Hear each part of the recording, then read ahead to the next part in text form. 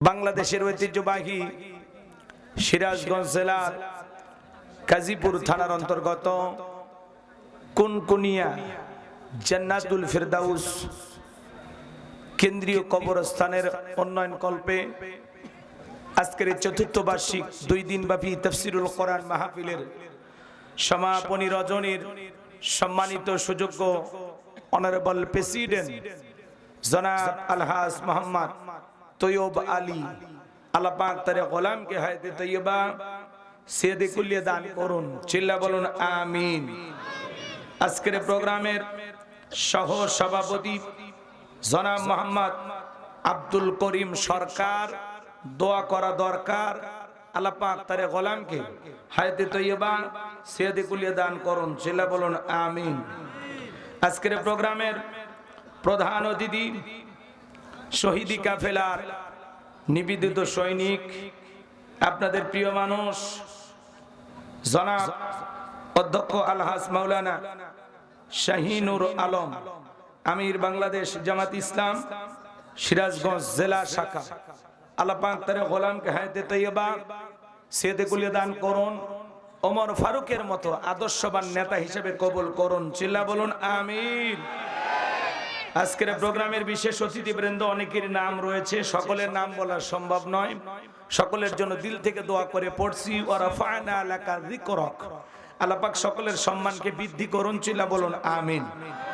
আলোচনা রেখে ধন্য করেছেন বিশিষ্ট ইসলামী চিন্তাবিদ, মুফাসসির কোরআন, তরুণ আলোচক, আপনাদের প্রিয় খতিব হাফেজ মাওলানা মুফতি আবু বকর সিদ্দিক সিরাজি সাহেব দামাত বারাকাতুহু আলিয়া। আল্লাহ পাক প্রিয় ভাইয়ের কণ্ঠ দিনের জন্য, ইসলামের জন্য, কোরআনের খেদমতের জন্য কবুল করুন, চিল্লা বলুন আমিন। মঞ্চ উপস্থিত সম্মানিত উলামায়ে কেরাম, সামনে বসা পিতৃ সমতুল্য মুরব্বী বাবাজিরা, কলিজার টুকরা প্রাণপ্রিয় যুবক ভাইরা, ছোট্ট ছোট সোনামানিকেরা, পর্দার আড়ালের সম্মানিত অবলা সরলা আবেদা সালেহা মা ও বোনেরা, সবাইকে নিয়ে মহান মুনিবের দরবারে সিজদা অবনত চিত্তে কালিমাতু শুকুর আদায় করে পড়ছি আলহামদুলিল্লাহ। হয় নাই কৃপণতা অলসতা দূর করে মুসলমান হিসাবে সিংহের মতো বাঘের মতো গর্জন করে আল্লাহর দেয়া জবান দ্বারা দুইটা ঠোঁট নাড়াইয়া চিৎকারে মেরে বলুন আলহামদুলিল্লাহ। পড়ুন রব্বানা লাকাল হামদ হামদান কাসীরান তাইয়িবান মুবারাকান ফি। লক্ষ কোটি দরুদ সালাম মানবতার শ্রেষ্ঠ বন্ধু বিশ্বনবী বিশ্বনেতা যিনি আইয়ামে জাহিলিয়াতের যুগে আগমন করে অসভ্য মানুষদেরকে সভ্য বানিয়েছেন, অভদ্র মানুষদেরকে ভদ্র বানিয়েছেন, কোরআন নামের সংবিধান দিয়া, কোরআনের রাজ কায়েম করে সোনালী যুগ উপহার দিয়া মদিনার পাক ভূমিতে শায়িত আছেন। সে রাসূলের প্রতি কলিজা ভরা মহব্বত নিয়ে বর্ষি দরুদ সালাম সকলেই পড়ুন সাল্লাল্লাহু আলাইহি ওয়াসাল্লাম। সম্মানিত ভাইরা, ভূমিকা লম্বা কথা নয়, সরাসরি মূল আলোচনায় প্রবেশ করতে চাই। প্রথমে জানতে চাই আপনারা সবাই কেমন আছেন? আলহামদুলিল্লাহ। আমরা আজকের আয়োজনে এই জান্নাতের বাগানে এই সুন্দর পরিবেশে আসতে পেরে বসতে পেরে সবাই খুশি তো ইনশাআল্লাহ? কেউ বেজার নাই তো? তাহলে চিৎকার মেরে আরেকবার বলুন আলহামদুলিল্লাহ। ভূমিকায় লম্বা কথা বলার কোনো সুযোগ নাই, রাত 11টা পার হয়ে গেছে। দাওয়াত নেওয়ার সময় আমি বারবার অনুরোধ করে বলেছিলাম, ভাই 10টায় দিবেন, 12টায় প্রোগ্রাম শেষ। এখন আমি যদি 12টায় শেষ করি, সময় আছে 40 মিনিট। ওয়াজ করে যদি মঞ্চ থেকে নামি, আমার মনে হয় না আমার সাথে ভালো আচরণ করা হবে। কথা বলেন? কারণ আমি তো বাংলাদেশে বিভিন্ন জায়গায় মাহফিল করি, কমিটির সাথে চলাফেরা, মানুষ দেখলেও বোঝা যায়। কথা কি বুঝতে পারছেন? কিন্তু ওনারা দাওয়াত নিয়েছেন কিন্তু আমার কাছে কয় তারিখে? 30 তারিখে। তাহলে 40 মিনিট পরে কিন্তু 1 ডিসেম্বর শুরু হয়ে যাবে। ওয়াজ হচ্ছে 2 দিন, হাদিয়া পাবো 1 দিনের। কথা কন? আমি যদি রাত 3টা পর্যন্ত ওয়াজ করি, যা হাদিয়া তাই, বাড়বেও না কমবেও না। কথা কি বুঝতে পারতেছেন নাকি আমার কথা রাগ করতেছেন? কারণ টাইমটা ঠিক রাখালে বাজান, ফজরের নামাজের গুরুত্বটা সবচেয়ে বেশি দেয়া লাগে। 12টার মধ্যে প্রোগ্রাম শেষ হলে মোটামুটি 5টা পর্যন্ত যদি আপনি ঘুমান, তাও মোটামুটি 4-5 ঘন্টা 6 ঘন্টা আপনি ঘুমাইতে পারবেন। কিন্তু যদি প্রোগ্রাম শেষ হয় 2টার দিকে, বাড়িতে গেলেন শুইতে 3টা, কথা বলেন, বিবির সাথে গল্প করতে 4টে, মাঝখানে চোখটা লেগে উঠলো, ঘুমোতে গোটা দেখেন 9:30 বাজে, ফজরের নামাজ আর আছে পার হয়ে গেছে। তো এই জন্য সব দিক চিন্তা ভাবনা করে কর্তৃপক্ষের ভাইরা আয়োজন করেছেন। যেহেতু কবর কেন্দ্রিক মাহফিল, কি কেন্দ্রিক মাহফিল? তাহলে পরকালের চিন্তাটা এই জায়গায় বেশি থাকা লাগবে। কথা বলেন, আমার কথা কি আপনারা বিরক্ত হচ্ছেন? তো চলুন আমরা আলোচনা শুরু করি, আপনাদেরকে কষ্ট দেব না।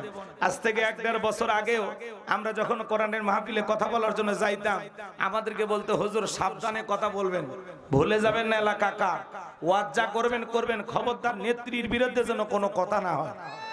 এখনকার এই বুদ্ধিজীবীরা আছে ভাই, টর্চ লাইট বেরো, চেহারা খুঁজে পাওয়া যাচ্ছে না। কথা বলে ঠিক কি না? অনেকে আবার বলতো, হুজুর ওয়াজ যা করবেন করবেন, খবরদার রাজনীতির কোনো কথা বলবেন না। আচ্ছা বলেন তো বাজান, আমার বাড়ি কোন জেলা? ভাই কথা বলা লাগবে। গরিব এলাকায় বাড়ি দেখে আমার জেলার নামটা নিতে আপনাদের কষ্ট হচ্ছে? একটু জোরে বলেন, আমার বাড়ি কোন জেলা? আমি আসছি কোন জেলায়? সিরাজগঞ্জ। বিশ্বাস করেন, আমি গাইবান্ধা থেকে আপনাদের এলাকায় এসেছি শুধুমাত্র কোরআনের কথা বলার আশায়, এছাড়া আমার আর অন্য কোনো উদ্দেশ্য নাই। কথা বলেন ঠিক কিনা? আর গাইবান্ধা থেকে সিরাজগঞ্জের কাজীপুরে এসে রাজনীতি করে আমার কোনো লাভ আছে? আগামী নির্বাচনে এলাকার মহিলা মেম্বার পদে দাঁড়ানোর কোনো চান্স আছে? তাহলে আমি কেন এখানে রাজনীতি করব? যদি করাই লাগে নিজের জেলা গাইবান্ধায় করব। কথা বলেন ঠিক কিনা? এজন্য আপনারা টেনশন মুক্ত থাকবেন, আমি আপনাদের কথার সাথে একমত। আমি বাংলাদেশের রাজনীতি কোনো দলের বক্তা না, আমি রাজনীতির কোনো বক্তব্য দেব না। I will not any political word because I am not a leader of any political party. কারণ এখানে সব দলের লোক আছে না নাই? এখানে বসে আছেন বিএনপি, আওয়ামী লীগ, জাতীয় পার্টি, জামাত ইসলাম, জাসদ, বাসদ, চরমানে, আরশিদ, আলমগীর, ফুরফুরা, হাটাদের ওলামা নিজামাত, তাবলীগ, পাবলিক, ওলামা লীগ, গণতন্ত্র, গণফোরাম, সুসমাজ, বিপ্লবতার, এলজিবি, বিডিএম, নাগরিক শক্তি, পিপল সোসাইটি, 4 দল, 14 দল, 8 দল, 19 দল, 20 দল, হিবস্তাম, বিএনপি, বাংলাদেশ কংগ্রেস এ পর্যন্তই থাক। আবার ভিপি নূরের আছে গণ অধিকার পরিষদ, আর একটা ছেলে দলের নিবন্ধনের জন্য জীবন ছেড়ে দিল, জনাব তারেক। তার দলের নাম হলো আম জনতার পার্টি। কয়েকদিন পরে আমরা জলপাই পার্টি নামাবো নাকি কর? এরপরে যারা জুলাই নেতৃত্ব দিল, হাসনাত আব্দুল্লাহ, সার্জিস আলম, এর একটা দল গঠন করছে, নাম দিয়েছে এনসিপি। এত দলীয় লোক যেখানে, আমি কি বোকা দলীয় আলোচনা করব? এই দিক থেকে যদি একটা দলের লোক গুতা মারে, ওই দিক থেকে আরেকটা দলের লোক থানায় টেলিফোন করে, আমি হুজুরের অবস্থা ভালো না খারাপ? অতএব আজকের মাহফিলে বাংলাদেশের রাজনীতি নিয়ে কোনো আলোচনা করা হবে? বলেন, জোরে বলেন, বাংলাদেশের রাজনীতি নিয়ে কোনো আলোচনা করা হবে না। তবে হ্যাঁ, আমি গোলাম রাব্বানী যদি কোনো রাজনীতিক বক্তব্য দেই, এই পৃথিবীর শ্রেষ্ঠ রাজনীতিবিদ, শ্রেষ্ঠ রাষ্ট্রনায়ক, শ্রেষ্ঠ রাষ্ট্রপতি, শ্রেষ্ঠ সেনাপতি, শ্রেষ্ঠ বৈজ্ঞানিক, শ্রেষ্ঠ দার্শনিক, শ্রেষ্ঠ বাবা, শ্রেষ্ঠ নানা, শ্রেষ্ঠ স্বামী, শ্রেষ্ঠ আদর্শ, শ্রেষ্ঠ মহামানব, রহমাতুল আলামিনের মদিনার আদর্শের রাজনীতির কথা বলবো। আমি যদি কোন রাজনৈতিক বক্তব্য দেই, খলিফাতুল মুসলিমিন আমিরুল মুমিনিন হযরত ওমর ফারুকের আদর্শের রাজনীতির কথা বলবো। যেই ওমর ফারুক আল্লাহর জমিনে আল্লাহর দ্বীনকে প্রতিষ্ঠিত করার জন্য নিজের কলিজার টুকরা ছেলেকে পর্যন্ত ছাড় দেয় নাই। কথা বলেন ঠিক কিনা? সেই মদিনাওয়ালার আদর্শের রাজনীতির কথা শোনার পরে আপনার যেন আবার চুলকানি আরম্ভ না হয়। কারণ কোরআন হাদিসের হক কথা সবার পেটে হজম হয়। ছোট্ট বাচ্চা অসুস্থ, বাবা ডাক্তারের কাছে নিয়ে গেছে, ডাক্তার সাহেব কিছু তিতে ট্যাবলেট দিয়েছে খাইতে, ছোট্ট বাচ্চা তিতে ওষুধ খায় না, সব ফেলায় দেয়, সব ফেলায় দিয়ে গেছে। পরের দিন সকালবেলা আবারও চলে গেছে, ডাক্তার সাহেব গতকালকে ট্যাবলেট দিয়েছিলেন তিতে, আমি ছেলের পিতা, বলে না ছেলের কোন কায়দায় ঔষধ খাওয়ায়? বলে উপায় একটা আছে, সিরাজগঞ্জের ভালো কোন হোটেল থেকে মিষ্টি কিনেন, মিষ্টি কিনে মিষ্টি একটু ফাঁক করেন, ফাঁক করে ভিতরে ট্যাবলেট ঢুকাইয়া ছেলের সামনে খাইতে দেন। আশা করা যায় মিষ্টি খাওয়া হবে, ট্যাবলেটের ভিতরে চলে যাবে, আপনার সন্তানরা সুস্থতা লাভ করবে। ডাক্তার এমন কৌশল বাবার কাছে চমৎকার মনে হলো, বাবা তাই আমল করলেন, মিষ্টির ভিতরে ট্যাবলেট দিয়া ছেলের সামনে প্লেটে পাপিরিজে খাইতে দিয়েছে, বাজান তুমি মিষ্টি খাও, আমি তোমার জন্য 1 গ্লাস পানি নিয়ে আসি। এইবার বাবা পানি নিয়ে এসে দেখে প্লেটের মিষ্টি খাওয়া শেষ, মনে মনে কয়েকবার সুবহানাল্লাহ আলহামদুলিল্লাহ পরে জিজ্ঞাসা করে, বাজান মিষ্টি খাইছো? ছেলে উত্তর দিয়ে বলে, হ্যাঁ আব্বা মিষ্টি খাইছি ঠিকই, কিন্তু মিষ্টির ভিতরে যে বিসি ছিল ওইটা খাইনি। আজকে সমাজের বাস্তবতা তাই বলে হুজুর ওয়াজ করেন, কোনো সমস্যা নাই। আমরা যখন বলি তিবিয়ান লিকুল্লি শাই, মানব জীবন পরিচালনা করার জন্য রান্নাঘর থেকে পার্লামেন্ট পর্যন্ত যত নিয়ম নীতি দরকার দিয়েছেন বিশ্ব সরকার, তখন এক শ্রেণীর মুসলমানের কাছে এই কোরআন হাদিসের হক কথা, এই ট্যাবলেট মার্ক আলোচনা সহ্য হয় না। কথা বলেন ঠিক কিনা? এজন্য মনে রাখবেন, আপনার জন্য কেউ জায়গা ছেড়ে দেবে না, নিজের জায়গা নিজেকে তৈরি করে নেওয়া লাগবে। এই পৃথিবীর জমিনে অসংখ্য নবী রাসূল দাওয়াতি কাজ করেছেন, তাদের দাওয়াতি কাজেও কাফের বেঈমানরা বাধার পাঁচিল তৈরি করে দিয়েছিলেন। এরপরে আল্লাহর পয়গম্বররা শত বাধার পাঁচিলকে ভেঙে আল্লাহর জমিনে আল্লাহর পথে মানুষকে দাওয়াত দিয়েছেন। কথা বলেন ঠিক কিনা? আপনার আমার প্রিয় নবী কালেমার দাওয়াতি থেকে কোরআনের প্রচার করতে গিয়ে মার খেয়েছেন, রক্ত জড়িয়েছেন, দান্দার মোবারক শহীদ হয়ে গেছেন। সাহাবায়ে কিরাম দ্বীনকে প্রতিষ্ঠিত করতে গিয়ে মার খেয়েছেন, রক্ত জড়িয়েছেন, জীবন দিয়েছেন। ও বাংলার মুসলমান, 1952 সালে এদেশের মানুষ যদি ভাষার জন্য জীবন দিতে পারেন, 1971 সালে আপনার আমার পূর্বপুরুষেরা এদেশের মাটির জন্য, এদেশের স্বাধীনতার জন্য যদি জীবন দিতে পারেন, রক্ত দিতে পারেন, 2024 সালে স্বৈরাচার জালেমকে বিদায় করে দেওয়ার জন্য এদেশের 2000 বেশি মানুষ যদি রক্ত দিতে পারেন, জীবন দিতে পারেন, প্রয়োজন যদি হয় আল্লাহর এই জমিনে আল্লাহর দ্বীনকে প্রতিষ্ঠিত করার জন্য, কোরআনের সমাজ ব্যবস্থা কায়েম করার জন্য, নবীদের মতো সাহাবায়ে কিরামদের মতো কারা কারা বুকের তাজা রক্ত দিতে রাজি? দুই হাত তুলে আল্লাহকে দেখান, দুই হাত তুলে আল্লাহকে দেখান। লিল্লাহি তাকবীর, লিল্লাহি তাকবীর। আল কোরআনের আলো, আল হাদিসের আলো, দুনিয়ার মুসলিম, সারা বিশ্বের মুসলিম, আমার নেতা তোমার নেতা। সাইন নিশা লাগছে নাকি কোন? তাহলে জবান ছেড়ে সবাই একটু যারা পারেন আমার সঙ্গে তেলাওয়াত করুন। আমার আল্লাহ রাব্বুল আলামিন বলেন, তাবারাকাল্লাযী বিয়াদিহিল মুলকু ওয়া হুয়া আলা কুল্লি শাইইন কাদির। আমার আল্লাহ রাব্বুল আলামিন বলেন, মহামান্বিত সেই সত্তা যার হাতে সর্বময় কর্তৃত্ব, রাজত্ব পাওয়ার ক্ষমতা, তিনি হলেন সব বিষয়ের উপরে ক্ষমতাবান। বলুন আল্লাহু আকবার। তাহলে বলেন তো বাজান, সকল ক্ষমতার মালিক কে? আসমানে ক্ষমতা চলবে কার? জমিনে ক্ষমতা চলবে কার? আর সব ক্ষমতার একমাত্র মালিক কে? আসমান জমিনের একচ্ছত্র মালিক কে? লিল্লাহি মুলকুস সামাওয়াতি ওয়া মা ফিল আরদ। আকাশ আর জমিনের একচ্ছত্র মালিক আমার আল্লাহ। আসমান আর জমিনে আল্লাহর চাইতে বড় আর কেউ আছে? ওয়ালাম ইয়াকুল্লাহু কুফুয়ান আহাদ। আকাশ আর জমিনে আল্লাহর সমকক্ষ, আল্লাহর সমতুল্য আর কেউ নাই। চিৎকার মেরে বলুন আল্লাহু আকবার। আমার ভাইয়েরা শোনেন, আমি দুইটি আয়াতে কারিমা তেলাওয়াত করেছি। 1 নম্বর আয়াতের আলোচনা একটু গরম, আর 2 নম্বর আয়াতের আলোচনা নরম। যেহেতু কবরস্থানের মাহফিল, একটু যাওয়ার আগে অন্তত আমলের 2-4টা কথা আমাদের জানা দরকার আছে না নাই? জোরে বলেন বাজান। একটু অপেক্ষা করেন, আমরা আলোচনার সামনের দিকে নিয়ে যাব। বেশি নড়াচড়া করিয়েন না, আর যারা উঠবেন একটু দ্রুত গেলে আমার জন্য ভালো হয়। কথাকে বোঝাতে পারলাম? আর যার সামনে যতটুকু ফাঁকা আছে একটু পূরণ করে সামনে আসেন, একটু সামনে আসেন, চেপে চেপে বসেন, একটু পরিবেশ দেন, কথা বলার মতো পরিবেশ দেন। আমরা মানে রাত 12টার পরে আলোচনা করা বক্তাদের জন্য কঠিন, শ্রোতাদের জন্য শোনাও কঠিন। এটা কঠিন সময়, মানে এমন এক সময় আমারে তুলছে, এ সময় মানুষ কবরেও দাফন রাখে না। মানে এ সময় মানুষকে মানুষ কবরও দেয় না। কথা কয় না কেন? মানুষ কয় যে অন্তত সকাল পর্যন্ত অপেক্ষা করো, এ সময় কবর দেওয়ার দরকার নেই। তো এমন এক সময় আমারে উঠাইয়া দিছে, কঠিন একটা সময়। আর এদিকের অবস্থা নাই বা বলি, মাইক যদি মোটামুটি ভালো হয় আলহামদুলিল্লাহ, যেটুকু সময় আমি পাবো আমি চেষ্টা করব। আর মাইক যদি খারাপ হয়, ওয়াজ করবেন সাইদি সাহেবের মতো, শোনা যাবে তোফাজ্জলের মতো। কথা কি বুঝতে পারছেন? এদিকে একটা টেনশন কাজ করে। তবে ভাইয়েরা অনেক কষ্ট করেছেন, পরিশ্রম করেছেন, আল্লাহ তাদের ব্যবসায় বারাকা নাজিল করেন। একটু জোরে কর না আমিন। আল্লাহ তাদের ব্যবসায় বরকত দেন। জোরে বলেন আমিন। তাহলে কথা বলে একটু সহযোগিতা করবে। আমি করব আওয়াজ, আপনারা দেবেন আওয়াজ, জবাব দিবেন ঠিক ঠিক, আলোচনা হবে কমপ্লিট।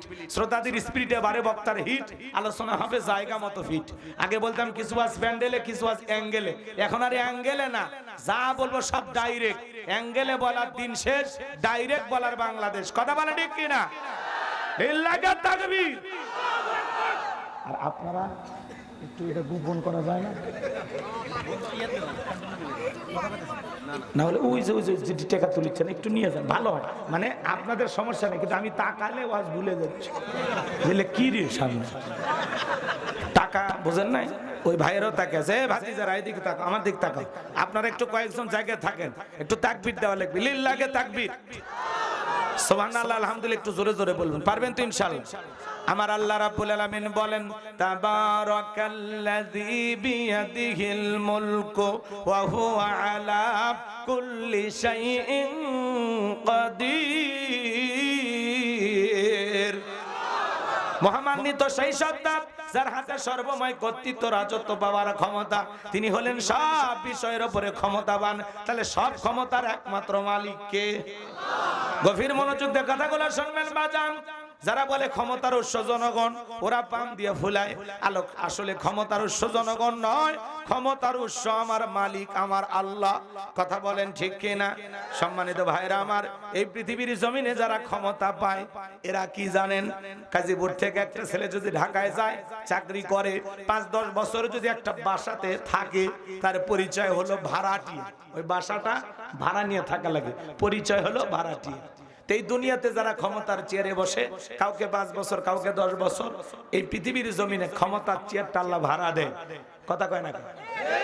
কেউ ক্ষমতার মালিক নয়, ক্ষমতার মালিক আল্লাহ। দয়া করে কাউকে ক্ষমতার চেয়ারে বসায়, ক্ষমতা দেওয়ার একমাত্র মালিক আল্লাহ রাব্বুল আলামিন বলেন কুলিল্লাহুম্মা মালিকাল মুলকি তুতিল মুলকা মান তাশাউ ওয়া তানজিউল মুলকা মিম্মান তাশা ওয়া তুইজ্জু মান তাশাউ ওয়া তুযিল্লু মান তাশা বিয়াদিকাল খায়র ইন্নাকা আলা কুল্লি শাইইন কাদির।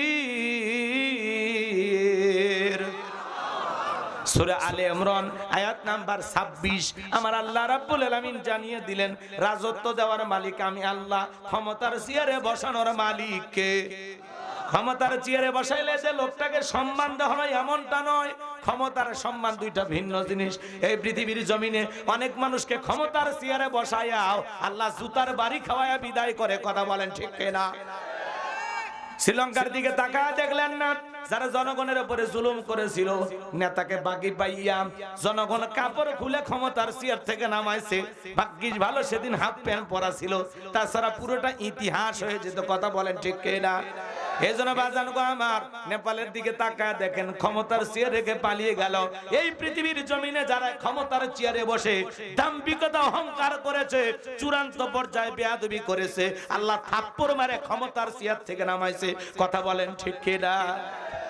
যিনি এই দেশের ক্ষমতায় ছিল, এদেশের মানুষের উপরে জুলুম করার কারণে শাপলা চত্বরে আলেমদেরকে হত্যা করলো, রাতের আধারে কত মানুষের উপরে নির্যাতন জুলুম করলো, আয়না ঘর বানাইলো। কথা কথা এদেশের নিরীহ মানুষদের নামে মিথ্যা মামলা হামলা দিল, হাজারা মানুষকে জেলখানায় বন্দী করলো, এদেশের সোনার মানুষদেরকে ফাঁসির দড়িতে ঝুলিয়ে বিদায় করলো। বলেন তো বাজান, আজকে কি তিনি ক্ষমতায় আছে? ক্ষমতার চেয়ার রেখে পালিয়ে গেছে। কথা কন ঠিক কিনা? এজন্য বাজান, ক্ষমতা কারো চিরকাল টিকে থাকতে পারে, আজকে আছে কালকে থাকবে না। কি বাহাদুরি, কি দাম্ভিকতা, সব চূর্ণ বিচূর্ণ হয়ে যাবে। কথায় আছে 9 বছরের রাজা 10 বছরের সাজা। নিজের তৈরি করা ট্রাইব্যুনালে নিজের নামে ফাঁসি রায় হয়ে গেল। কি দুঃখজনক একটা ইতিহাস। কথা বলেন ঠিক কিনা? যা তারা কল্পনাও করে নাই, আল্লাহ সেইটাই ভাগ্যে ঘটায়া দিয়েছে। আমরা চাইছিলাম পদত্যাগ, ম্যাডাম পদত্যাগ করেন। আল্লাহ বলে কিসের পদত্যাগ? ওরা যে অন্যায় অপরাধ করেছে, শুধু পদত্যাগ না, আমি আল্লাহ ওদেরকে দেশ ত্যাগ করতে বাধ্য করব। কথা বলে ঠিক কিনা? ইন্না বাতাশা রাব্বিকা লাশাদীদ, আল্লাহর পাকড়াও বড় কঠিন। আল্লাহ ধরে না, যেদিন ধরেছে মামু বাড়ি দিল্লি গিয়ে পড়েছে। কথা বলেন ঠিক কিনা? সব রেখে ফেলে গেছে। কি সিরাজগঞ্জের মুসলমান, আমার কথা কি আপনারা রাগ করেন? উনি কি আর আছে? মাঝে মাঝে কল রেকর্ড ফাঁস হয়, বলে আমি দেশের কাছে আছি, শর্ট করে ঢুকবো। তার মানে দেশের প্রতি মায়া আছে, এদেশে আসার আগ্রহ আছে। কথা কর নাকি আপনারা? তাহলে এদিক খেয়াল করেন, রাগ করেন না, রাগ করেন না আমার ভাইরা, মন খারাপ করবেন না। এই পৃথিবীর জমিনে যারাই জুলুম করবে, যারাই অত্যাচার করবে, মুসলমানের রক্ত নিয়ে খেলা করবে, ওরা কখনো চিরকাল পৃথিবীর জমিনে টিকে থাকতে পারবে না। কথা বলেন ঠিক কিনা? আমি যে কথা বলতে যাচ্ছিলাম বাজাল, তাহলে ক্ষমতার চেয়ারে বসানোর মালিক কে? আবার ক্ষমতার থেকে নামানোর মালিক কে? আল্লাহ ক্ষমতার চেয়ারে বসে, আল্লাহ ক্ষমতার চেয়ার থেকে নামায়। তাহলে ক্ষমতা দেওয়ার মালিক আল্লাহ, আবার ক্ষমতা কেড়ে নেওয়ার মালিক আল্লাহ। অত ইজ্জু মান তাশা ওয়া তুযিল্লু মান তাশা, সম্মান দেওয়ার মালিক কে? একটু চিল্লায় কর। আবার লাঞ্ছিত করার মালিক কে? বিয়াদিকাল খায়র, সকল কল্যাণের চাবিকাঠি কার হাতে? ইন্নাকা আলা কুল্লি শাইইন কাদির। সব বিষয়ের উপরে ক্ষমতা চলবে কার? আর তিনি হলেন সর্বশক্তিমান। আল্লাহু আকবার বলেন। হে বাজান গো আমার, এই পুরো পৃথিবীর ক্ষমতা আল্লাহ তাআলা চারজন মানুষকে দিয়েছিলেন। বাজান বলেন তো, জোরে বলেন কয়জন? চারজন মানুষকে আল্লাহ পুরো পৃথিবীর ক্ষমতা দিয়েছিলেন। আমার ভাইয়েরা, পুরো পৃথিবীর ক্ষমতা দূরের কথা, ছোটখাটো পাতি নেতার গর্বে এলাকায় থাকা যায় না। তুই আমারে চিনিস, আমি অমুক নেতার আপন খালাতো বোন, তার ছোট মেয়ে বিয়ে করেছি। কি হাইব্রিড পরিচয়, এরকম নেতা আছে না নাই? বেশি বাহাদুরি দেখাবেন না। আপনার মতো কত নেতা এলো আর গেল, এই দুনিয়া মাতবাড়ি করা জায়গা না, কথা বলেন ঠিক কিনা? আমার ভাইয়েরা, মক্কা নগরীতে এরকম একটা পাতি নেতা ছিল, যার নাম ছিল মহাবীর আমর। নবী হিজরত করে মদিনায় চলে গেলেন। মক্কার কাফিরদেরকে রাসূলের কোনো মাথা ব্যথা নাই, কিন্তু এই মক্কার মহাবীর আমর প্রতিমার সামনে দাঁড়ায়া, লাতুজ্জা দেবদেবী সরস্বতী, রাধা কৃষ্ণ ভগবতী প্রতিমাগুলোর সামনে দাঁড়ায় বলতেছে, যতক্ষণ আব্দুল্লাহর বেটা মুহাম্মদ সাল্লাল্লাহু আলাইহি সাল্লামের দেহ থেকে কাল্লা না ফেলাইতে পারবো, ততক্ষণ পর্যন্ত এক ফোঁটা পানিও পান করব না। জোরে কোন নাউজুবিল্লাহ। আমার নবীর দেহ থেকে কাল্লা ফেলায় দিতে চায়। আমার নবীকে ওর পাকা জানে মই দিতে গেছে, ওর বাড়ি থেকে চুরি করতে গেছে। নবীর কি কোনো অপরাধ ছিল? না বাজান, নবীর কোনো অপরাধ নাই। নবী কালিমার দাওয়াতে ইসলামের প্রচার প্রসার করে, এটাই কাফির বেঈমানদের সহ্য হয় না। এইজন্য নবীজির কাল্লা নেওয়ার ঘোষণা করে মদিনার দিকে যখন রওনা করলেন, আল্লাহ তাআলা এই সংবাদ তার হাবিবের কাছে পৌঁছায় দিলেন। নবী গো, মক্কার মহাবীর আমর আপনার মাথা নেওয়ার ঘোষণা করে রওনা করেছেন। নবী টেনশনে পড়ে গেলেন, কি করা যায়? সাহাবীদেরকে বলেন, আমার সাহাবীরা, মক্কার মহাবীর আমর আমার কাল্লা নেওয়ার ঘোষণা করে রওনা করেছে, তোমরাই বলে কি করা যায়? হযরত ওসমান নরম সাহাবী ডেকে বলেন, নবী গো, আল্লাহর কাছে আপনি দোয়া করেন। আল্লাহর এত বড় পয়গাম্বার আপনি, ওই মক্কার মহাবীর আমর আপনার চেহারা দেখার আগে আল্লাহ যেন ওরে জমিন থেকে বিদায় করে দেয়। নরম মানুষ দোয়ার পক্ষে, কথা কোন ঠিক কিনা? ওসমানের কথা শুনে আল্লাহ রাসূল হাত তুলে দোয়া করা শুরু করে দিলেন। আল্লাহ মক্কার মহাবীর আমর আমার মাথা নেওয়ার ঘোষণা করে রওনা করেছে। আমি চাই আমার চেহারা দেখার আগেই ওরা হাত পা এতটুকু শুধু বলেছেন। আল্লাহ আসমান থেকে বলে, জিবরাইল আর করিস না দেরি, আমার বন্ধু মুহাম্মদকে জানায়া দাও তাড়াতাড়ি। আমি আল্লাহ শুধু দুই হাত দোয়া করার জন্য দেই নাই, মাঝে মাঝে জালিম আর বেঈমানদেরকে সাইজ করার জন্য ওই দুই হাতে লাঠিও তুলে নেওয়া লাগবে। বলেন আল্লাহু আকবার। জিবরাইল এসে বলে, নবী দোয়া কবুল হবে না, হাত নামান। নবী তখন হাত মুখে না লাগায় হাঁটুর উপরে রেখে দিলেন। আমরা অনেকে দোয়া করি আর দড়ি পাকায়, আছে না নাই? অনেকে দোয়া করে আর দড়ি পাকায়। কেউ আবার মুনাজাতের সময় দেখবেন প্রেসার মাপে, এরকম আছে না নাই? আবার দেখবেন অনেকে হাত না তুলে চুপচাপ থাকে। হুজুর যখন মুনাজাত শেষ করবে তখন বলে আমিন, আর বলে হুজুর আজকের মুনাজাতটা সেই হয়েছে। ওই বাটপার কি তো হাতই তুলিনি, আছে না না? আমার ভাইয়েরা, সব জায়গায় কিন্তু দোয়া দিয়ে কাজ হয় না বাজান। এই গ্রামের নাম বলবো নাকি অন্য গ্রামে চলে যাব? না, এই গ্রামের নাম বলি মন খারাপ করতে পারে। চলে গেলাম পাইকার তুলি, মনে করেন এই গ্রামে প্রতিদিন চুরি হইতেছে, গরু ছাগল চুরি হয়, টাকা পয়সা চুরি হয়, সুন্দরী বউটা গহনাটা সব চুরি হয়। চোরের অত্যাচারে এলাকায় থাকা কঠিন হয়ে গেল। একজন কাজীপুর বাজার থেকে 10 কেজি জিলাপি নিয়ে আসা পাইকার তুলির ইমাম সাহেবকে বলে, হুজুর একটু দোয়া করেন, চোরের হাত থেকে যেন আল্লাহ গ্রামের মানুষকে হেফাজত করে, জানমালে রক্ষা করে। হুজুর এইবার হাত তুলে বলে, আল্লাহ প্রতিদিন গরু ছাগল চুরি হয়, টাকা পয়সা চুরি হয়, গহনা কাঠি চুরি হয়, এমনকি সুন্দরী বউটা পর্যন্ত চুরি হয়। চোরের অত্যাচারে এলাকায় থাকা যায় না। আল্লাহ চোরের হাত থেকে গ্রামবাসীকে হেফাজত করো। চোর জিলাপি খাবার আসা হাত তুলে কয় আমিন আমিন। কথা কন না কেন? জিলাপির লিসা চোরেরও আছে না নাই? ওই জায়গায় হুজুর হাত তুলে দোয়া না করে যদি বলতো এই পাই করে তুলের যুবকেরা এই গ্রামে ঢোকার 4টা রাস্তা আছে, এই 4 রাস্তার মোড়ে মোড়ে 7 জন করে যুবক মাগরিব থেকে ফজর পর্যন্ত বাংলার লাঠি নিয়ে দাঁড়ায় থাকবা। চোরকে দেখা মাত্রই ওই লাঠি দিয়ে এমন পিটান পিটাইবা যাতে 6 মাসে মাজা সোজা না করতে পারে। চোরকে হাত তুলে আমিন কইতো নাকি তওবা করে ভালো হয়ে যেত। তাহলে চুরি বন্ধ করতে হলে দোয়া দিয়ে বন্ধ হবে না, চুরি বন্ধ করতে হলে লাগবে শক্ত আইন। এদেশেও চুরি দুর্নীতি টেন্ডারবাজি তাজাবাজি খুন ধর্ষণ বন্ধ হচ্ছে না। মনে রাখবেন বাজান, এই দেশে চুরি বন্ধ হবে সেই দিন আল্লাহর কোরআনের আইন দিয়া চোরের বিচার করা হবে যেই দিন। আজ থেকে 1500 বছর আগে আল্লাহ আইন দিয়েছেন ওয়াসারিকু ওয়াসারিকাতু ফাকতুউ আইদিয়াহুমা জাযাআম বিমা কাসাবা নাকালাম মিনাল্লাহ। সূরা মাইদার 38 নম্বর আয়াতে আল্লাহ আইন দিয়েছেন চোর পুরুষ হোক আর নারী হোক আল্লাহর বিধান আল্লাহর ফয়সালা। অপরাধ যদি প্রমাণিত হয় চোরের হাত কেটে দাও। একটা চোরের হাত কেটে সোশ্যাল মিডিয়ার মাধ্যমে ফলাও করে যদি প্রচার করা হয় যে বাংলার পার্লামেন্টে আইন পাস করা হয়েছে চুরি করলে চোরের হাত কেটে দেওয়া হবে, একটা চোরের হাত কেটে শুধু বিচার করে দেখেন আর 2-3 ঘন্টা পরে পরে ব্রেকিং নিউজ দেখান, বিশ্বাস করেন বাংলাদেশে চুরি বন্ধ হতে 24 ঘন্টার বেশি সময় লাগবে না। কিন্তু আজ থেকে 1500 বছরের আইন তাদের কাছে পছন্দ হয় না, বলে এগুলো ব্যাকডেট। কথা বলেন বলতেছে এগুলো অনেক আগে, এগুলো ব্যাকডেট, এগুলো চলবে না। হে বেটা, ব্যাকডেট না আপডেট, ওয়ান টেস্ট, একবার টেস্ট করে দেখো। আল্লাহর আইনে বান্দাকে কেমনে সোজা করা যায় আল্লাহর চাইতে আমরা বেশি বুঝি। একবার খালি একটা মানুষের হাত কেটে প্রচার কর, বাংলাদেশের সমস্ত চোরেরা তওবা করে আল্লাহর ওলি হয়ে যাবে, বলবে না খেয়ে থাকবো, ভিক্ষা করব, তাও চুরি করব না। কিন্তু নেতা আল্লাহর আইন কেন চালু করে না? কারণ গ্রাম অঞ্চলে একটা কথা আছে, সরিষাই ভূত।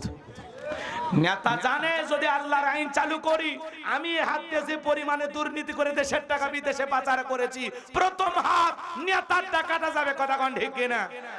পানি তো উপর থেকে নিচে করা। এই জন্য বাজার স্বাধীনতার 54 বছর কেটে গেল, 12টা প্রধানমন্ত্রী পাইলেন, আগামীতে 13 নম্বর প্রধানমন্ত্রী পাবেন আপনারা। কিন্তু এদেশে কেউ নামাজের ন্যূনতম বিল বাংলার পার্লামেন্টে পাশ করলো না, চুরির আইন এদেশে চালু করলো না। দেশের চুরি বাইরে বাইরে এমন অবস্থা হয়ে গেছে, মানুষ একটু সিসি ক্যামেরা লাগাইছে স্বর্ণের দোকানে, সে স্বর্ণের দোকান লুটপাট করবে যায়, স্বর্ণ তো নেয় নেই, এমনকি সিসি ক্যামেরাও চুরি হয়ে যায়। কথা কোন ঠিক কিনা? এই জন্য বাজান গো আমার, এদেশে চুরি বন্ধ করতে হলে লাগবে কার আইন? 1500 বছরের আইনটা লাগবে। ডক্টর কামালের তৈরি করা সংবিধান দিয়া, লেনিন কার্ল মার্ক্সের গণতন্ত্র দিয়া, লন্ডন আমেরিকার আর ভারতের পানি পড়া দিয়া এই সমাজে চুরি দুর্নীতি বন্ধ হবে না। এই সমাজে চুরি বন্ধ হবে সেই দিন আল্লাহর কোরআনের আইন দিয়া বিচার করা হবে সেই দিন। এই জমিন আল্লাহর আইন চালু হোক। কারা কারা আছেন হাত তুলে দেখান তো দেখি, লিল্লাহি তাকবীর। তাহলে আল্লাহর আইন কারা?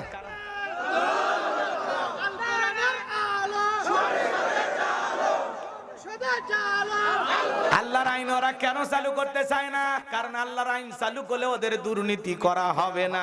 এজন্য বাজান উচিত কথা যদি কই পিঠের উপর দিয়া যাবে মই, এই আনন্দে কিছু লোক কিনা খাবে বগুড়ার স্পেশাল দই। কথা বলেন ঠিক কিনা? যত দোষ নন্দ ঘোষ, সত্যটা বললে দোষ, করলে অন্যায়ের প্রতিবাদ, নামটা হবে তোমার মৌলবাদ, নামটা হবে তোমার জঙ্গিবাদ। ট্যাগ লাগাবে মৌলবাদ জঙ্গিবাদ, ওরা যা ইচ্ছা ট্যাগ লাগাক, আমরা হক কথা বলছি বলবো, কোন বাতিল আর জালেমের ভয়ে এই কণ্ঠ কখনো থামবে না। কথা বলে ঠিক কিনা? আমরা হক কথা বলবোই, ওরা মৌলবাদ বলুক, জঙ্গিবাদ বলুক, রাজাকার বলুক, এতে কোনো আফসোস নাই। কথা কয় না কে? আলেমেরা একটু আল্লাহর আইনের পক্ষে কথা বলে, তাই বলে ধর্ম ব্যবসায়ী। হ্যাঁ, নির্বাচনের আগে যারা মাথায় টুপি পরে, পাঞ্জাবি পরে জনগণের সামনে হাজির হয়, বড় বড় কথা বলে, এরাই হলো বাংলাদেশের সবচেয়ে বড় ধর্ম ব্যবসায়ী। ভোটের নামাজি। রাগ করতেছেন নাকি আপনারা? আমার ভাইয়েরা মন খারাপ করবেন না। জিবরাইল এসে বলে নবী দোয়া কবুল হবে না। নবী আমার টেনশনে পড়ে গেলেন। জিবরাইল বলে নবী সাহাবীদের মধ্যে ঘোষণা করেন এমন কোন সাহাবী আছে যে মক্কার মহাবীর আমরের মোকাবেলা করবে। নবী তখন ঘোষণা করলেন ও আমার সাহাবীরা তোমাদের মধ্যে এমন কেউ কি আছো যে মক্কার মহাবীর আমরের মোকাবেলা করবা? নবীর কোন সাহাবী দাঁড়ায় না। হযরত আলী শেষে দাঁড়িয়ে গেলেন। বলুন আল্লাহু আকবার। নবী ডেকে বলে আলী রে তুমি কি জানো ওই মক্কার মহাবীর আমর একবেলা খাবার খাই 21 কেজি 3.5 মণ ওজনের তরবারি যুদ্ধ করে। এত বড় বীরের সামনে তুমি কেমনে যাইবা? তুমি বসে পড়ো। নবীজি দ্বিতীয়বার বললেন। আবার হযরত আলী দাঁড়িয়ে গেছেন। নবীজি যখন তৃতীয়বার বললেন আবার হযরত আলী দাঁড়িয়ে গেছেন। নবী তখন দুইটা হাত বাড়ায় বলে আলী রে আয় আয় আমার বুকের ভিতরে আয়। এই কথা বলে নবী হযরত আলীকে বুকের সঙ্গে জড়ায় নিলেন আর দেখে বলে আলী রে এত বড় বীরের সামনে যাইতে চাস তোর জানি কি একটু মায়া দয়া লাগে না? হযরত আলী ডেকে বলে নবী আমার ভিতরের ঈমান বলতেছে ওই মক্কার মহাবীর আমর আপনার চেহারা দেখার আগে ওরে আমি জমিন থেকে বিদায় করে দেব। বলেন আল্লাহু আকবার।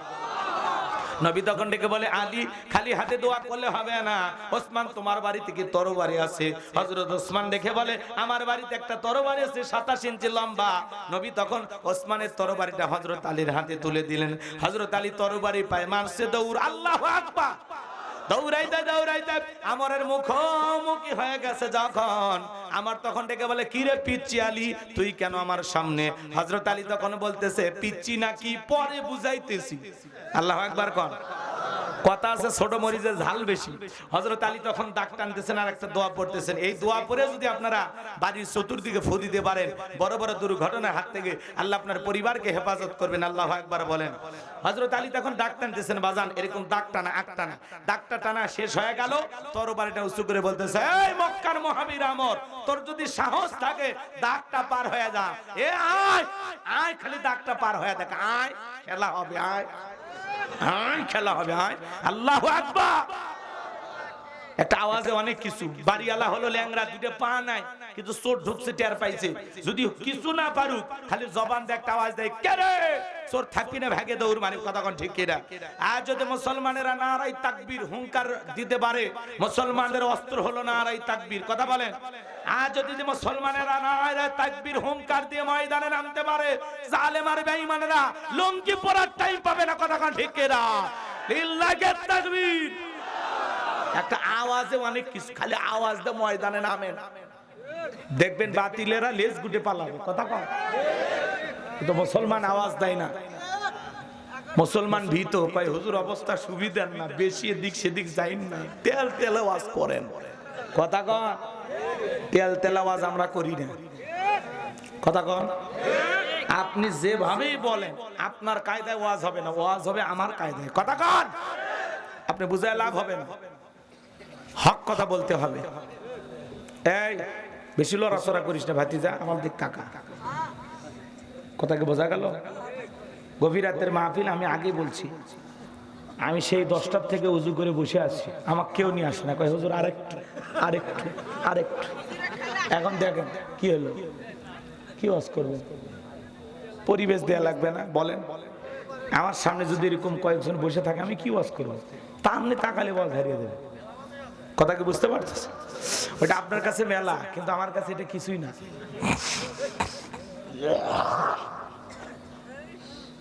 কষ্ট হচ্ছে আপনাদের? তাহলে একটু কয়েকটা মিনিট লিল্লাহে তাকবীর।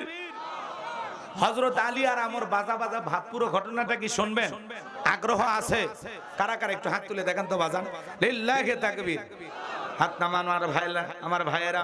আমি যে কথা বলতে চাচ্ছিলাম বাজান আমার আল্লাহ রাব্বুল আলামিন বলেন তাবারাকাল্লাযী বিয়াদিহিল মুলকু ওয়া হুয়া আলা কুল্লি শাইইন কাদির।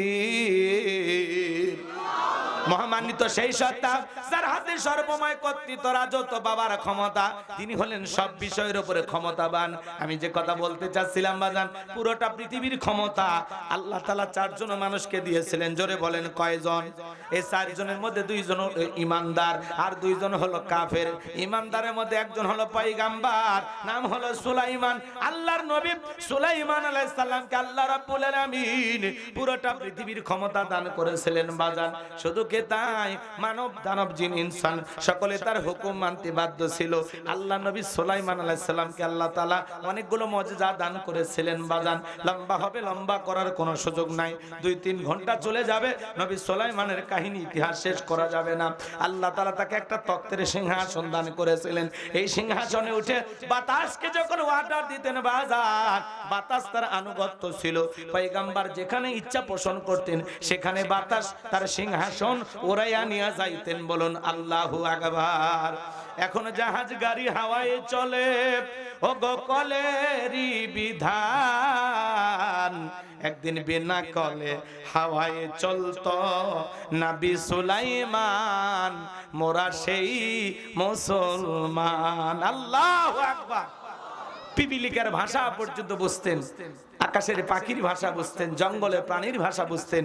আল্লাহর নবী সুলাইমান আলাইহিস সালাম, যাকে আল্লাহ তাআলা পুরো পৃথিবীর বাদশাহী দান করেছিলেন। 2 নাম্বার বাদশাহ জুলকারনাইনকে আল্লাহ তাআলা পুরো পৃথিবীর বাদশাহী দান করেছিলেন বাজান। গভীর মনোযোগ দিয়ে কথাগুলো শুনে যাবেন। আল্লাহর নবী সুলাইমানের পরে এই পৃথিবীর জমিনে আরেকজন ইমানদার, যাকে আল্লাহ তাআলা পুরো পৃথিবীর বাদশাহী দান করেছিলেন, যেই বাদশার নাম হলো বাদশাহ জুলকারনাইন। সূর্য উদয় হইতে সূর্য অস্তগামী পর্যন্ত, পূর্ব থেকে পশ্চিম পর্যন্ত পুরোটা পৃথিবীর ক্ষমতা আল্লাহ তাআলা বাদশাহ জুলকারনাইনকে আল্লাহ তাআলা দিয়েছিলেন। একটা ঘোড়া তাকে আল্লাহ দিয়েছিলেন। এই ঘোড়ায় উঠে যখন চাবুক মারতেন, এক এক কদমে এই ঘোড়া হাজার হাজার মাইল রাস্তা পাড়ি দিত। এই পৃথিবীর জমিন 1 নয় 2 নয়, আল্লাহ তাআলা তাকে 1600 বছর হায়াত দান করেছিলেন। ইয়াজুজ মাসুজের যে বিশাল একটা প্রাচীর নির্মাণ করে দিয়েছিলেন যেই বাদশাহ, সেই বাদশার নাম বাদশাহ জুলকারনাইন। আল্লাহু আকবার। তার ঐতিহাসিক কিছু সফর আছে, ঐতিহাসিক কিছু ঘটনা আছে, যেগুলো বলতে গেলে 2-3 দিন চলে যাবে, তবু আলোচনা শেষ হবে না। তাহলে 2 জন ইমানদার, একজন হলো নবী সুলাইমান আর একজন হলো বাদশাহ জুলকারনাইন, যাদেরকে আল্লাহ তাআলা পুরো পৃথিবীর বাদশাহী দান করেছিলেন। আর 2 জন কাফিরকে আল্লাহ রাব্বুল আলামিন পুরো পৃথিবীর বাদশাহী দান করেছিলেন। এদের মধ্যে একজন বাদশাহ, যেই বাদশার নাম হলো বাদশাহ বখতেনাসর। ওই জামানা আল্লাহ রাব্বুল আলামিন তার একজন পয়গম্বর পাঠিয়েছিলেন, নাম হলো দানিয়েল। আল্লাহ নবী দানিয়েল সালাম তার কওমের মানুষদেরকে ডেকে বলেন, ইয়া বানি ইসরাঈল আযকুরু নি'মাতিয়াল্লাতী আন'আমতু আলাইকুম ওয়া আন্নী ফাদ্দালতুকুম আলাল আলামিন। আল্লাহ নবী দানিয়েল সালাম তার কওমের মানুষদেরকে ডেকে বলেন, ও আমার উম্মতেরা, দাম্ভিকতা করো না, অহংকার করো না। তোমাদের বাপ দাদা কৃতদাস ছিল, মানুষের বাড়িতে চাকরের কাজ করত, গোলামির কাজ করত। সেই গোলামির জিন্দেগি থেকে আল্লাহ তাআলা তোমাদেরকে মুক্ত করেছেন, স্বাধীন করেছেন। অনেক নিয়ামত আল্লাহ তাআলা তোমাদেরকে দান করেছেন। আল্লাহর সেই নিয়ামতের শুকরিয়া আদায় করো। প্রশংসা পাওয়ার তো তুমি একমাত্র মালিক। সুন্দর করে পয়গম্বর বুঝাইলেন। ওরা ডেকে বলে, পয়গম্বর, বাপ দাদা কি করেছিল এটা আমরা জানতে চাই না, আমরা ভালো আছি, তাতে আমাদের আর কোনো সমস্যা নাই। পয়গম্বর তাদেরকে বুঝাইলেন, বাবা এখনো সময় আছে, গাছের পূজা করো না, মাছের পূজা করো না, চন্দ্রের পূজা করো না, এক আল্লাহর ইবাদত করো। কোন মতেই যখন বনি ইসরাঈল উম্মতের দাওয়াত গ্রহণ করলো না, আল্লাহ নবী দানিয়েল সালাম তাদেরকে ডেকে বলেন, শোনো, তোমরা যদি সত্যি সত্যি আল্লাহ রাব্বুল আলামিনের গোলামি না করো, মনে রাখবা যেই জাতির মানুষ, কওমের মানুষ দাম্ভিকতা করে, অহংকার করে, ওই কওমের উপরে আল্লাহ তাআলা 2 ধরনের আযাব আর গজব পাঠায়া দেয়। 1 নাম্বার হলো আসমান আর জমিনের গজব দিয়ে আল্লাহ তাদেরকে ধ্বংস করে দেয়, আর না হয় তাদের ভাগ্যে জালেম শাসক পাঠায়া দেয়। দেশের জনগণ হবে যেমন, নেতাও হবে তেমন। জনগণ 1 নাম্বার, নেতা 1 নাম্বার, জনগণ 2 নাম্বার, নেতা হবে 6 নাম্বার। জনগণ সিটার, নেতা হবে আন্তর্জাতিক সিটার। কথা কয় না গো। আচ্ছা, গাছের গোড়া ঠিক, মাথা ঠিক, আপনি ভালো তো পুরো দুনিয়া ভালো। আপনি ভালো, আপনার সমাজের নেতাও ভালো হবে। আপনি ভালো না হওয়া পর্যন্ত এই সমাজের একটা মেম্বারও ভালো হবে না। কথা বলে, খালি দুর্নীতি করবি, লুটটা পুটে খাবি। আর আপনি খালি স্লোগান দেন, নেতা পাইছি এক খান, ট্যাবলেট খান, ট্যাবলেট খান, ট্যাবলেট খান যেখানে, আমরা আছি সেখানে। ট্যাবলেট খান কবরে, তোমরা কেন পড়ে? কই নেতা পাইছি এক খান, বল্টু ভাইয়ের চরিত্র ফুলের মতো পবিত্র, নামাজ পড়ে 1 ওয়াক্ত, গাঁজা খায় 5 ওয়াক্ত, ঘুম চুরিতে পাকা ভক্তই শয়তানের জন্য 1 নাম্বার ভক্ত। কথা কোন ঠিক না? হাইরে হাইরে, খালি ভুরি আর মোজ দেখে নেতা নির্বাচিত করলে সমাজ পরিবর্তন হবে না। আগামীতে সিদ্ধান্ত নেওয়া লাগবে, সৎযোগ্য নির্ভীক আল্লাহওয়ালারা, তাদেরকে সমাজের নেতা বানানো লাগবে। যারা মসজিদের ইমাম হবে তারাই হবে সমাজের নেতা। কথা কোন ঠিক না? এবং সমাজ কায়েম করা লাগবে। কথা বোঝা যায়? তাছাড়া কোটি কোটি টাকা দুর্নীতি, বিগত 16 বছরে দুর্নীতি করে লুটে পুটে খায়া এই দেশে আর কিচ্ছু নাই, সব নিয়ে গেছে, খালি মাটি পড়ে আছে।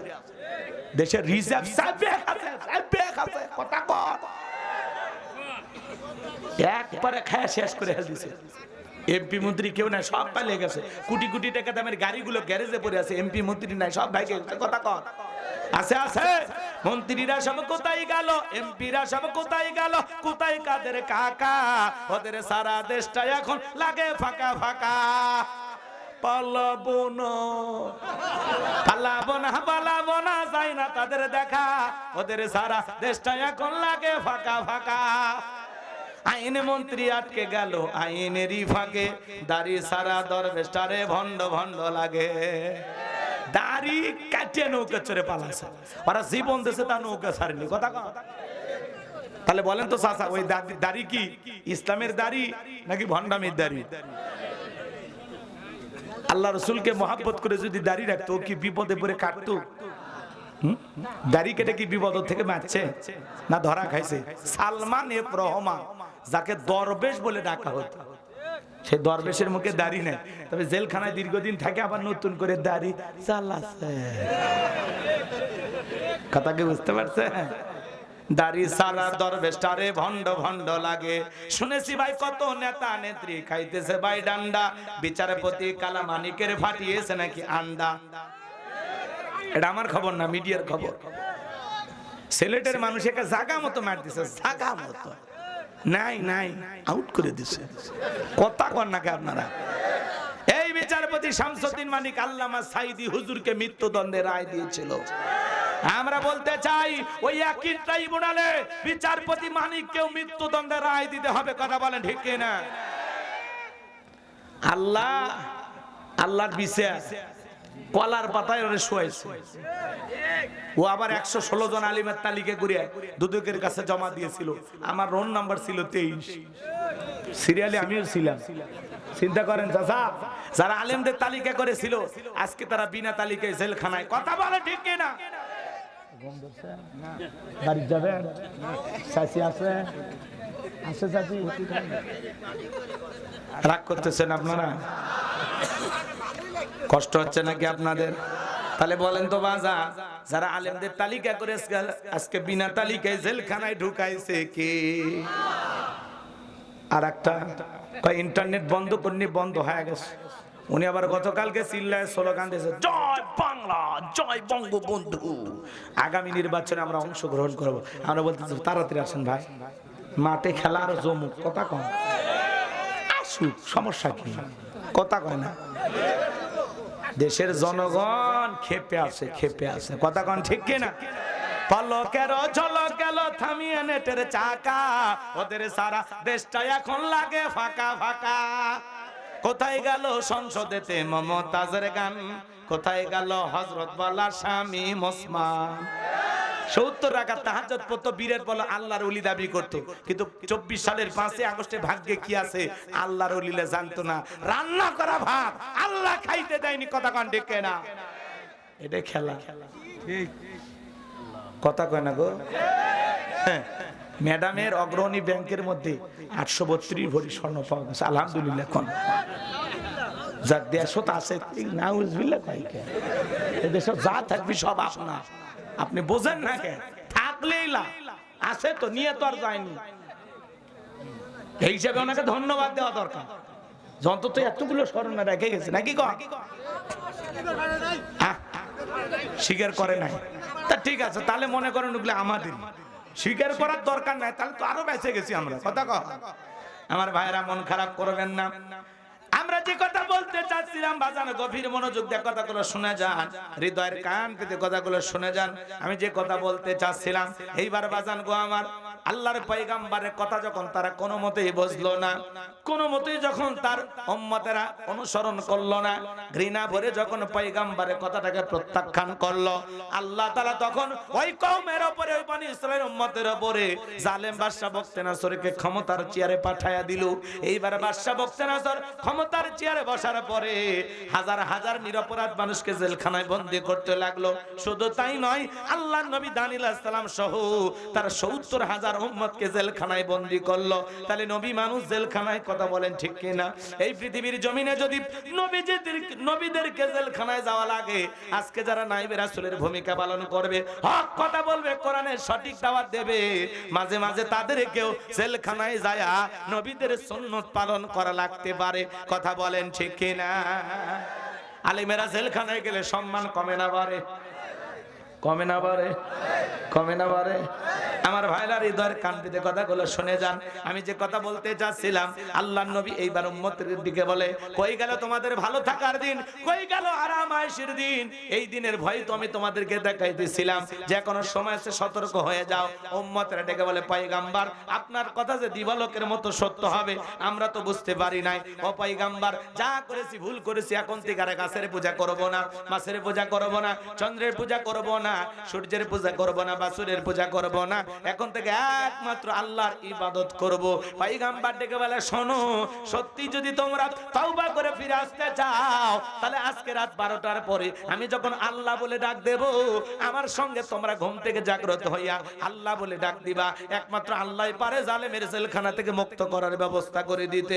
এইবার গভীর নিশীথে রাত 12টার পরে আল্লাহর নবী দানিয়েল আলাইহিস সালাম যখন আল্লাহ বলে ডাক দিয়েছেন, পয়গাম্বরের ৭০,০০০ উম্মত আল্লাহ বলে ডাক দিয়েছেন বাজান। এইবার সবাইকে সিজদায় লুটিয়ে পড়লেন, কাকুতি মিনতি করে দোয়া করতে লাগলেন, চোখের পানি ছিঁড়িতে কাঁদেন আর ডেকে বলেন, আল্লাহ আমার উম্মতরা ভুল করেছে, অন্যায় করেছে, তারা আর গাছের পূজা করবে না, চন্দ্রের পূজা করবে না, এখন থেকে একমাত্র আপনার ইবাদত করবে। আল্লাহ আপনি আমার উম্মতদেরকে ক্ষমা করে দেন, আর জালেমের জেলখানা থেকে মুক্ত করার ব্যবস্থা করে দেন। আল্লাহ নবী যখন কেঁদে কেঁদে উম্মতদেরকে নিয়ে দোয়া করেন, আল্লাহ তাআলার কুদরতি অন্তরে জোশ লেগে গেছে। একে বলে, পয়গাম্বর আর কান্না করতে হবে না, আর চোখের পানি ফেলতে হবে না, ও নবী দানিয়েল, আমি আল্লাহ দোয়া কবুল করে নিলাম, আর অচিরেই জালেমের জেলখানা থেকে মুক্ত করার ব্যবস্থা করে দেব। বলেন আল্লাহু আকবার। ওই রাত্রিতে আল্লাহ তাআলা বাদশা বখতেনাছরকে এমন একটা মারাত্মক স্বপ্ন দেখাইছে বাজান, স্বপ্ন দেখে ঘুম থেকে চিৎকার মেরে উঠছে। আশেপাশে নিরাপত্তা কর্মী, সিকিউরিটি যারা আছে, ওরা এসে বলেন, এত জোরে চিৎকার মারলেন কেন? বলে, চেহারাটা দেখে বোঝো না আমি কেন চিৎকার মেরেছি? এই রাজ্যের ভিতরে যত স্বপ্নের তাবির কারক আছে, স্বপ্নের ব্যাখ্যা বলতে পারে, ওদেরকে আগামীকালকে আমার দরবারে নিয়ে আসো। পরের দিন সকালবেলা সমস্ত স্বপ্নের তাবির কারক, স্বপ্নের ব্যাখ্যা বলতে পারে, তাদেরকে বাদশার দরবারে নিয়ে আসা হলো। এইবার বাদশা বখতেনাছর যখন তার স্বপ্নের কথা বলতে যাবে বাজান, ওই মুহূর্তে বাদশার মাথার মেমরিতে থাকা সমস্ত স্বপ্নের কথাগুলো নিয়ে যায় আল্লাহ তাআলা তার পয়গাম্বর দানিয়েল আলাইহিস সালামের মাথার মেমরিতে সেভ করে দিলেন। বলুন সুবহানাল্লাহ। এইবার বাদশা যখন স্বপ্নের কথা বলতে যাবে, গতকাল রাত্রে কি যেন স্বপ্ন দেখলাম, আর বলতে পারে না, স্বপ্নের কথা ভুলিয়ে দিলেন তিনি কে? এইবার বাদশা মুহূর্তের মধ্যে ডায়লগ পরিবর্তন করে, গতকাল রাত্রে স্বপ্নে কি দেখেছি সেই কথা তোমাদেরকে বলতে হবে, স্বপ্নের ব্যাখ্যাও তোমাদেরকে বলতে হবে। জনগণ ডেকে বলে, বাদশা তো পাগলামি কথা, স্বপ্ন দেখেছেন আপনি, আমরা কিভাবে বলবো? বাদশা কি স্বপ্ন দেখেছে দেশের জনগণ কি জানে? এটা বলা সম্ভব? কথা বলেন না কেন? এ বাজান, বাদশার স্বপ্নের কথা বাদ দেন, আপনারা স্বামী স্ত্রী এক খাটে ঘুমান নাকি আলাদা? একসাথে ঘুমান? হাতিদের বউ নাই এবারে, তাও করছে একসাথে। ও তোমার বউ আছে, তুমি কইছ, ঠিক আছে, আলহামদুলিল্লাহ, মিলেমিশে থাকো বাবা, দোয়া করো। শোনেন শোনেন শোনেন, হ্যাঁ অবশ্যই। এই ও বিয়ে করছে, বউ নিয়ে ঘুমায়, বাচ্চা 3টে হয়েছে, তুমি গুনে আসছো? ও পাশাপাশি বাড়ি? আচ্ছা ঠিক আছে, কথা বাড়ায় না। শোনা, আমার দিক থাকো, আমার দিক থাকো, কষ্ট হচ্ছে আপনাদের। যে হুজুর গরিব হতে পারি, আলু ভর্তা দিয়ে ভাত খাই, কিন্তু বউ রাতের বেলায় কোলে নিয়ে ঘুমায়, কথা কোন ঠিক কিনা? ধনী কোটিপতি, টাকা আছে, সম্পদ আছে, বাড়ি আছে, গাড়ি আছে, দামি খাট আছে, কিন্তু ঘরে শান্তি নেই। শান্তি দেওয়ার মালিক কে? এই পৃথিবীর কোন দোকানে কি শান্তি কিনতে পাওয়া যায়? এই পৃথিবীতে যদি শান্তি বিক্রির কোন দোকান থাকতো, মনে হয় ওই দোকানের সবচেয়ে বেশি ভিড় জমাইতো মানুষ। কথা বলে ঠিক কিনা? এই পৃথিবীতে কোন দোকানে শান্তি বিক্রি করা যায় না, শান্তি বিক্রি হয় না। যেই দোকানদার শান্তি বিক্রি করবে ও দেখবে ওর নিজের জীবনেও শান্তি নাই। কথা বলেন ঠিক কিনা? এজন্য বাজার, এই পৃথিবীটা একটা আজব জায়গা। দেখে মনে হয় ওই লোকটা খুব সুখে আছে, কিন্তু কাছে যা দেখেন আপনার দুঃখের চাইতে তার ভিতরে আরো বেশি দুঃখ জমে আছে। কথা বলেন, মানুষের উপরে দেখে বোঝা যায় লোকটা মানে অনেক সুখী, অনেক ভালো, অনেক টাকার মালিক। টাকায় সুখ পাওয়া যায় না, টাকায় শান্তি পাওয়া যায় না। এই পৃথিবীতে যার যত বেশি টাকা সে তত বেশি অশান্তিতে থাকে। কথা বলেন ঠিক কিনা? দামি বিল্ডিং এ সুখ নাই, লক্ষ টাকা দামের খাটে সুখ নাই, দামি বিছানার চাদরে সুখ নাই। সুখ আছে গরিবের ভাঙ্গা কুড়া ঘরে। কথা বলেন ঠিক কিনা? সুখ আল্লাহ দিয়া দা। কথা বলে কত রিক্সা চালক, ভ্যান চালক, আহারে একটু রিক্সা চালাইতে গিয়ে ক্লান্ত হইয়া রিক্সাতে একটু নিজেই বসে, দেখবেন ওই জায়গায় ঘুমাই গেছে। কাছে যা দেখবেন নাক ডাকা শুরু করছে, মাথার তলে বালিশও নাই, রিক্সার সিটে হালান দিয়া ঘুমাই গেছে। এই তো হলো গরিবের ঘুম। আর ধনী 4টে ট্যাবলেট খায়, রাত 2টায় উঠে, তাও শান্তির ঘুম ঘুমাইতে পারে। কষ্ট হচ্ছে আপনাদের? তো আমি যে কথা বোঝানোর জন্য বলতে চাচ্ছিলাম, গভীর মনোযোগ, গভীর মনোযোগ শোনেন আমার ভাইয়েরা। বাদশার স্বপ্নে কি দেখেছে দেশের জনগণ জানে না। আপনারা স্বামী স্ত্রী এক খাটে ঘুমান, আপনার বউ স্বপ্নে কি দেখে আপনি কি জানেন? আপনার বউ স্বপ্নে আপনাকে বাদ দিয়া আর একটা ছেলের হাত ধরে সিরাজগঞ্জে পার্কে ঘুরতেছে। যদি টের পাইতেন কি করতেন? মারিয়ে ফেলে দিবেন। একজন কাই মাথা ফাড়াবো। বাবা, মারামারি করার দরকার নেই। বউ মারার জিনিস না, বউ হলো ভালোবাসার জিনিস। কথা বলে ঠিক কিনা? কিন্তু আপনার বউ স্বপ্নে কি করে আপনি জানেন না। স্বপ্ন তো স্বপ্ন। আপনি স্বপ্নে আপনার বউকে বাদ দিয়ে আর একটা মেয়েকে নিয়ে যদি যমুনা সেতুতে ঘুরতে যান, কি বলেন? আপনার বউ টের পাইলে কি করতো? ঝাঁচা দিয়ে পিটায় খাট থেকে নামায় দিত। কথা কোন ঠিক কিনা? স্বামী কি স্বপ্নে দেখে বউ জানে না, বউ কি স্বপ্নে দেখে স্বামী জানে না। মাঝে মাঝে স্বপ্নে দেখেন সাপ তারা করছে, ঘুমোতে ঘুরে কি সাপ খুঁজে পাওয়া যায়? মাঝে মাঝে স্বপ্নে দেখেন বাড়ি ঘরে আগুন লাগছে, সব পুড়ে ছাই, তাকায় দেখেন ঘুমোর থেকে উঠে না, সব ঠিকই আছে। মাঝে মাঝে স্বপ্নে দেখেন আপনি মারা গেছেন, ঘুমোর থেকে উঠে দেখেন না বেঁচে আছি। কথা বলেন, স্বপ্ন তো স্বপ্ন। আপনি গরিব মানুষ, স্বপ্ন দেখতেছেন ব্যবসা বাণিজ্য করে বড় লোক হয়ে গেছেন, কোটি কোটি টাকার মালিক হয়ে গেছেন, সিরাজগঞ্জ শহরে 10 তলা বিল্ডিং এর মালিক হয়েছেন। ঘুমের তালে বলতেছেন এক কাপ চা দিয়ে যা, থাপ্পড় মারে দেখেন ওই সিরে খেতায়। কথা বলেন ঠিক কিনা? মাঝে মাঝে স্বপ্নে আমরা বড় লোক হয়ে যাই, স্বপ্নে অনেকগুলো টাকা পাওয়া যায়। আছে না নাই? যুবকেরাও স্বপ্ন দেখে। শোনেন, যারা বিবাহ করে নাই, পুরোটা ঘরের ভিতরে নায়িকাদের ছবি সাজানো, ঘুমানোর আগে নায়িকাদের ছবি দেখা নফল মনে করে, তাকায় থাকে আর বলে হারে এরকম নায়িকার মতো একটা বউ যদি পাইতাম জীবনটা ধন্য হয়ে যেত। ঘুমের ঘরে দেখো নায়িকা ওর বুকের ওপর। কথা কোন ঠিক কিনা? এখনকার যুবকের আবার বেশি আপডেট হয়ে গেছে।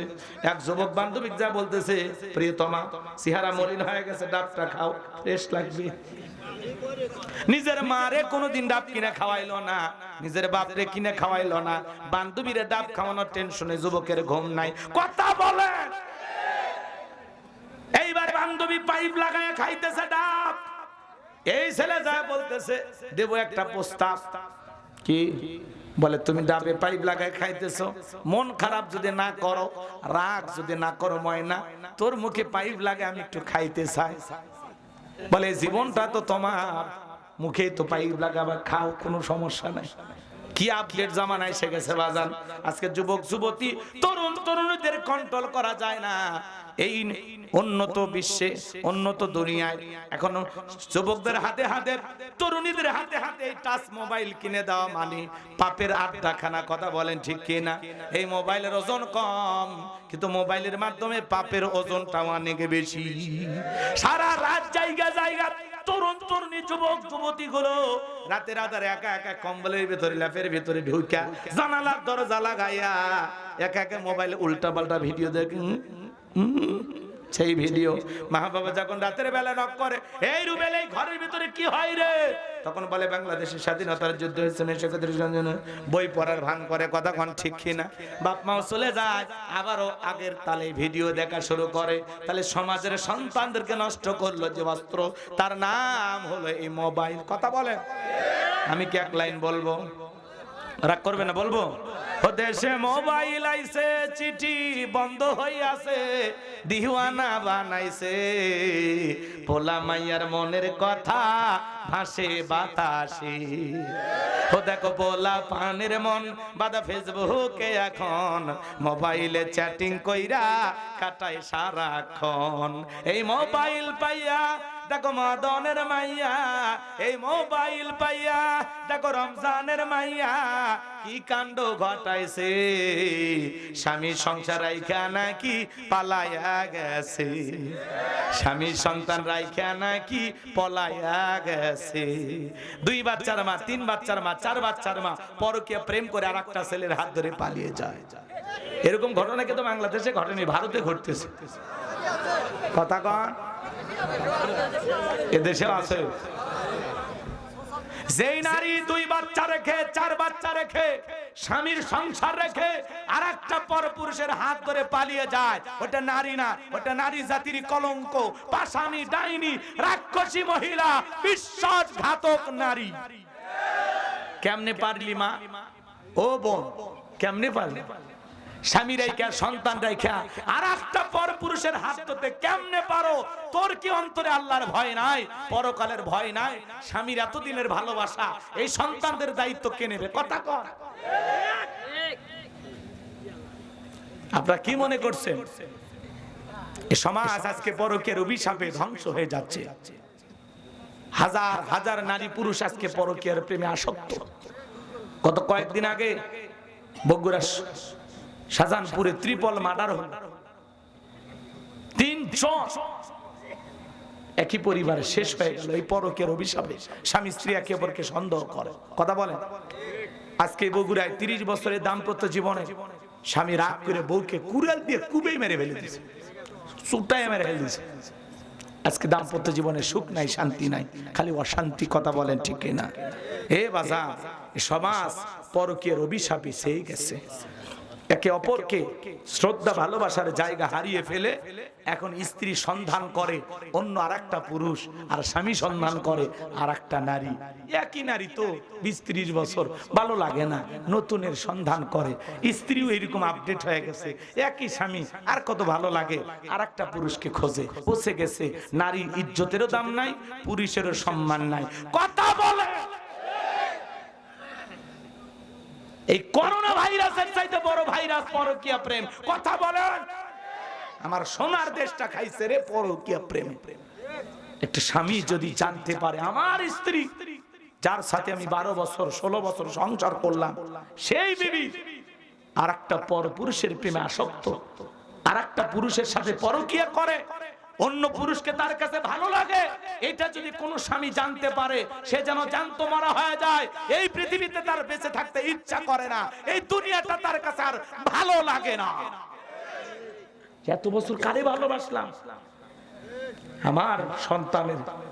আমার সন্তানের মা অন্য আরেকটা পুরুষের হাত ধরে, অন্য পুরুষের সাথে প্রেম করে, এটা কোন স্বামী মেনে নিতে পারে না।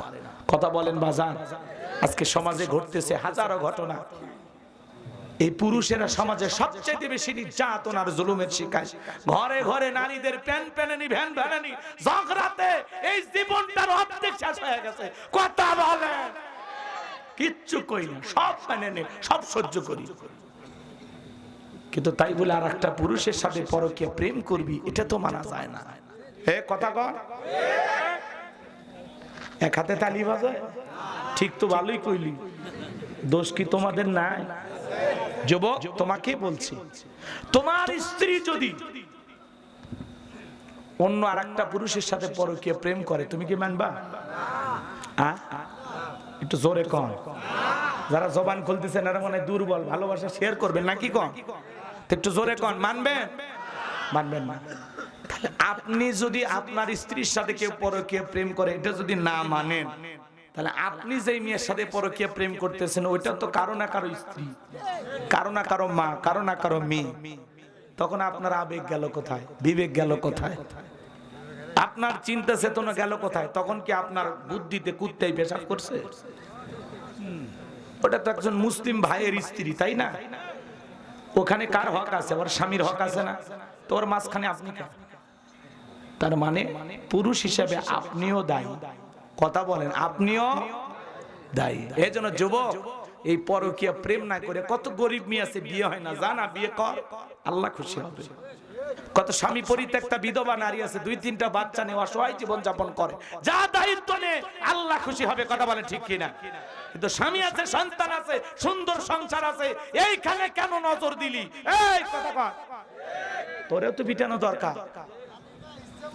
হ্যাঁ ঠিক। আচ্ছা, মারার সময় আপনাকে ডাক দিবনি, ওর মানে বিশাল ক্ষোভ জমে আছে, কয় হুজুর ডাক দিবেন নাকি? আমার ভাইয়েরা, এই পরকীয়ার হিসাবে হাজারো পরিবার ধ্বংস। কথা কর। আর একটা নেশা হলো টিকটক। ছেলে মেয়ে, আরে ভাই টিকটক ভিডিও, বাচ্চা মাছ মারতেছে তারও টিকটক ভিডিও। এই যে ফানি ভিডিও বানায়, ময়মনসিংহের একটা ছেলে নাম হলো আল আমিন। কথা কন, ও টিকটক ভিডিও বানায়, কিন্তু ফানি ভিডিও বানায়। মাঝে মাঝে আমিও 2-1টা নজরে পড়ে, তো দেখছি ফকিরের মতো লাঠি টাটি ধরে থাকে আর কুত্তার ধাবার মারে। কথা কি বুঝতে পারতেছেন?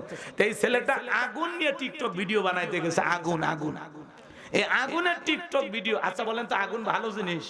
কি বলেন? হ্যাঁ, ও বুঝতেছে কি এটা টিকটক হচ্ছে, আস্তে করে একটু ধরি নাকি ঘন। আগুনের মধ্যে টিকটক ভিডিও করবে যায়া, এই আল আমিন নামের এই টিকটকার পুড়ে গেছে, একবারে শরীরের অধিকাংশ জায়গা পুড়ে গেছে। ঢাকা বাড়ি উঠিতে ভর্তি হয়ে গেছে, হাসপাতালে ভর্তি আছে। এ আবার বলতেছে যে ভাই আমার মতো কেউ রিস্ক নিয়ে আর আগুনে টিকটক ভিডিও বানাবেন না। মানে টিকটক ভিডিও নিশা কারে কয়? কয়েকদিন আগে 2 তরুণী বিদ্যুতের সাথে তার লাগে, কি কয়, বিদ্যুতের তার আছে না চাচা, ওই জায়গাতে টিকটক করতে করতে নাচতেছে, মানে বেসামাল ডান্স। এই বেসামাল নাচানাচি করতে করতে কখন যে বিদ্যুতের তার ধরছে ওই নারী নিজেও টের পায়নি। আর বলেন তো, ও নিজেও একটা কারেন্ট, আবার আর এক কারেন্টের সাথে জয়েন হয়েছে। ওটি কি বলেন, একটা মহাবিস্ফোরণ হয়ে গেছে। ওই নারীকে একেবারে পুড়ে টুকরে টুকরে করে নিচে ফেলে দিয়েছে।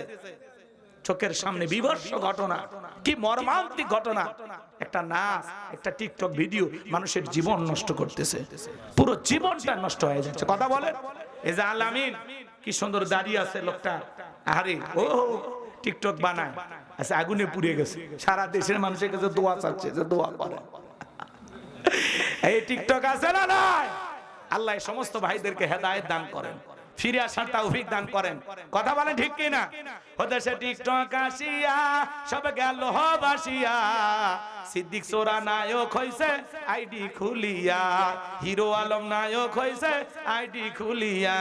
এই মোবাইলে হাই কি জাদু আছে ভাই, পোলা পান বই যাচ্ছে, পড়ালেখা তুইলা রাখছে সপ্তম আকাশে।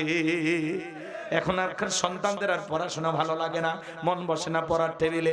যাই হোক জানগো, আমার অনুরোধের ভাষায় বলে যাই, আপনারা অভিভাবক যারা আছেন, বিবাহের আগে ছেলে মেয়ের হাতে টাচ ফোন দিবেন না, টাচ মোবাইল দিবেন না। কথা কন, কথা কন, দেবেন না। ছেলে মেয়ের না দিলে বাড়ি থাকে না, ওই যা কই যাবে যা, তা ফোন দেওয়া যাবে না। কথা বলেন, ছেলে মেয়ের হাতে টাচ মোবাইল দেবেন না। বিবাহের আগে তরুণ যুবক যারা আছো বাবা, বিবাহের আগে কোন ধরনের অবৈধ প্রেম ভালোবাসা করা যাবে না, কারণ প্রেম জায়েজ নাই, হারাম। প্রেম জায়েজ নাই, হারাম। বিবাহের আগে প্রেম হবে হালাল স্ত্রীর সাথে। তোর কত প্রেম, কত ভালোবাসা সব জমেরা কবুল বইলা, পিতা মাতার দোয়া নিয়া, মুরব্বীদের দোয়া নিয়া যারা বিয়ে করি, সব ভালোবাসা তার জন্য। কথা বলেন, ভালোবাসা জমায় রাখ, হালাল স্ত্রীর জন্য তোর ভালোবাসা। কথা বোঝা গেল? আল্লাহ আমার যুব সমাজকে হেদায়েত দান করেন, মা বোনদের হেদায়েত দান করেন। মাঝে মাঝে দেখবেন 2 বাচ্চার মা, 3 বাচ্চার মা বিবাহের দাবিতে অন্য ছেলের বাড়ি চলে আসে। কথা কর, এই ঘটনাগুলো ঘটতেছে না? আমি আর ওদিকে যাব না, কষ্ট হচ্ছে আপনাদের না? আমার ভাইয়ের, আমি যে কথা বলতে চাচ্ছিলাম বাজান, বাদশা স্বপ্নে কি দেখেছে দেশের জনগণ জানে না। এইবার বাদশা ডেকে বলে, শোনো স্বপ্নে কি দেখেছি, স্বপ্নের কথাও বলতে হবে, স্বপ্নের ব্যাখ্যাও বলতে হবে। জনগণ ডেকে বলে, বাদশা এ তো পাগলামি কথা, আপনি স্বপ্নে কি দেখেছেন এটা তো আমাদের পক্ষে বলা সম্ভব নয়। এইবার বাদশা ডেকে বলে, তোমরা নাকি গায়েব জানো। বলেন তো বাজান, এই পৃথিবীতে কেউ কি গায়েব জানে? আল্লাহ ছাড়া পৃথিবীর কোনো মানুষ কিন্তু গায়েব জানে না। এই পৃথিবীতে যারা গায়েবের দাবিদার, যারা বলবে আমরা গায়েব জানি, এরকম এক শ্রেণীর ভণ্ড সমাজে পাওয়া যায়। যে বলবে আমি গায়েব জানি, ওরে নিয়ে যাবেন অন্ধকার রুমে, আচ্ছা তারে পিটাবেন, আর বলবেন গায়েবী মার দিলাম, কারো কাছে বলবি না, বললে ধ্বংস হয়ে যাবি। আল্লাহ ছাড়া পৃথিবীর কোনো মানুষ গায়েব জানে না। যারা এই গায়েবের দাবিদার, তারাই হলো টাটকা শয়তান, টাটকা ভণ্ড।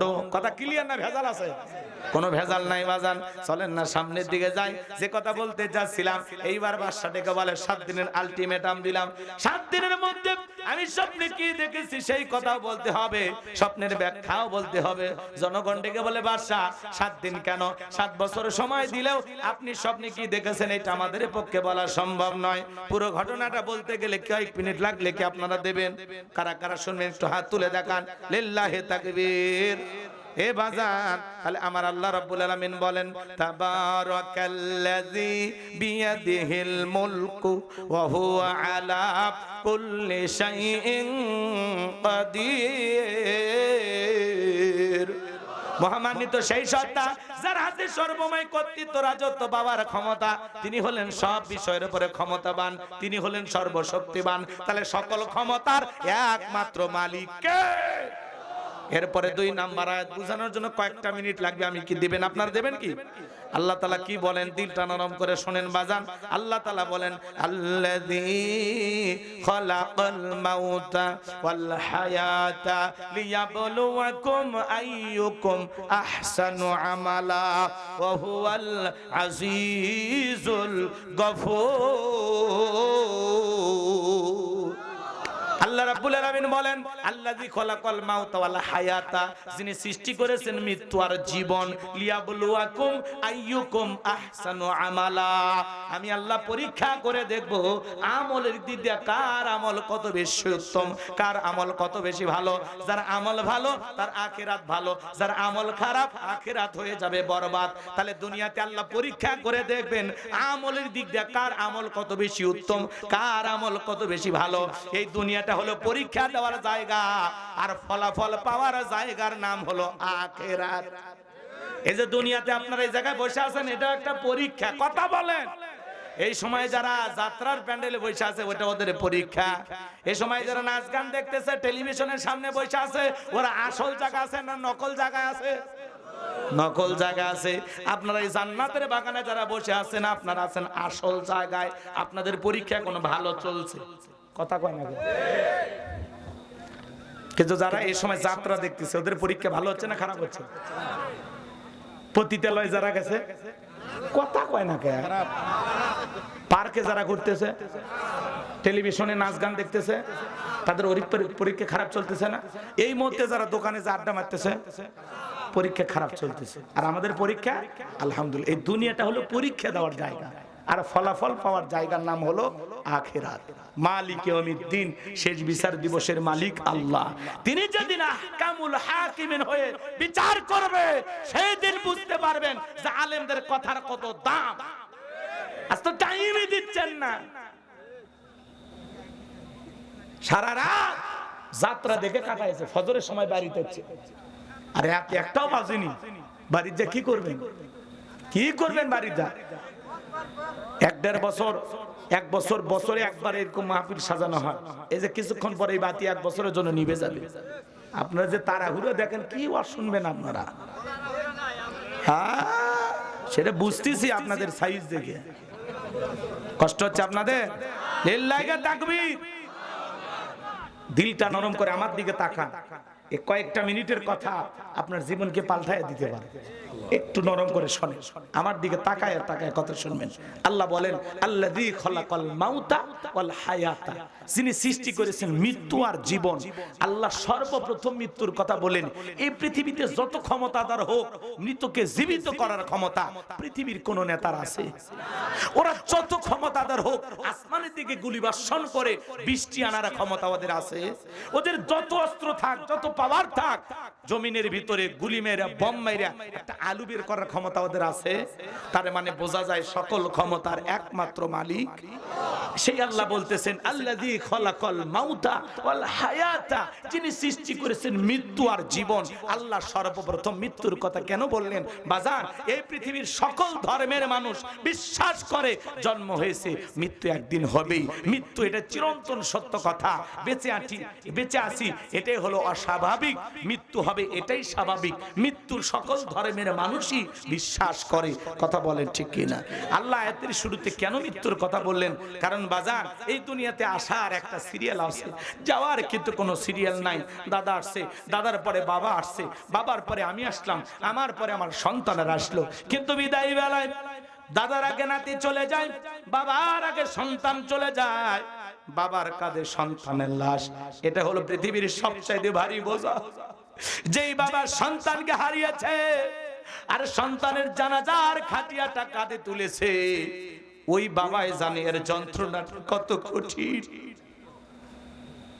এই জন্য ভাজান, এই দুনিয়াতে একটা সন্তান আগমন করবে ৯-১০ মাস আগে খবর পাওয়া যায়, কিন্তু একটা মানুষ দুনিয়ার থেকে বিদায় নেবে, মৃত্যুবরণ করবে ৯ সেকেন্ড আগেও জানা যায় না কার কখন কোথায় মৃত্যু হবে। এই দুনিয়া থাকার জায়গা না, এই দুনিয়াতে কেউ থাকতে পারবে না। দাদা ছিল নাই, বাবা ছিল নাই, একদিন আমিও থাকবো না, আমার স্ত্রীর সন্তানও থাকবে না, আমার প্রতিবেশী থাকবে না, আমার দেশবাসী থাকবে না, সবাইকে মৃত্যুর স্বাদ গ্রহণ করা লাগবে। আল্লাহ বলেন কুল্লু নাফসিন যায়িকাতুল মাউত সুম্মা ইলাইনা তুরজাউন। আল্লাহ বলেন প্রত্যেকটা প্রাণীকেই মৃত্যুর স্বাদ গ্রহণ করা লাগবে। পাশেই তো কবরবাসী শায়িত আছে বাজার, কবরস্থানের উদ্যোগে আপনারা আজকের আয়োজন করেছেন। দিলটা নরম করে গুনাহগারের কথাগুলো শুনে যান বাজার। এই পৃথিবী থাকার জায়গা না, এই পৃথিবীতে আমরা কেউ থাকবো না। এ বাজান, আল্লাহ বলেন প্রত্যেকটা প্রাণীকেই মৃত্যুর স্বাদ গ্রহণ করা লাগবে। কুল্লু নাফসিন যায়িকাতুল মাউত, প্রত্যেকটা প্রাণীকেই মৃত্যুর স্বাদ গ্রহণ করা লাগবে। মৃত্যুর একটা স্বাদ আছে। এই দুনিয়াতে যেমন মিষ্টি খাইলে মিঠা লাগে, নিম পাতা খাইলে যেমন তিতা লাগে, যারা ইমানদার তাদের মৃত্যুটা বড় মিঠা, বড় সুন্দর।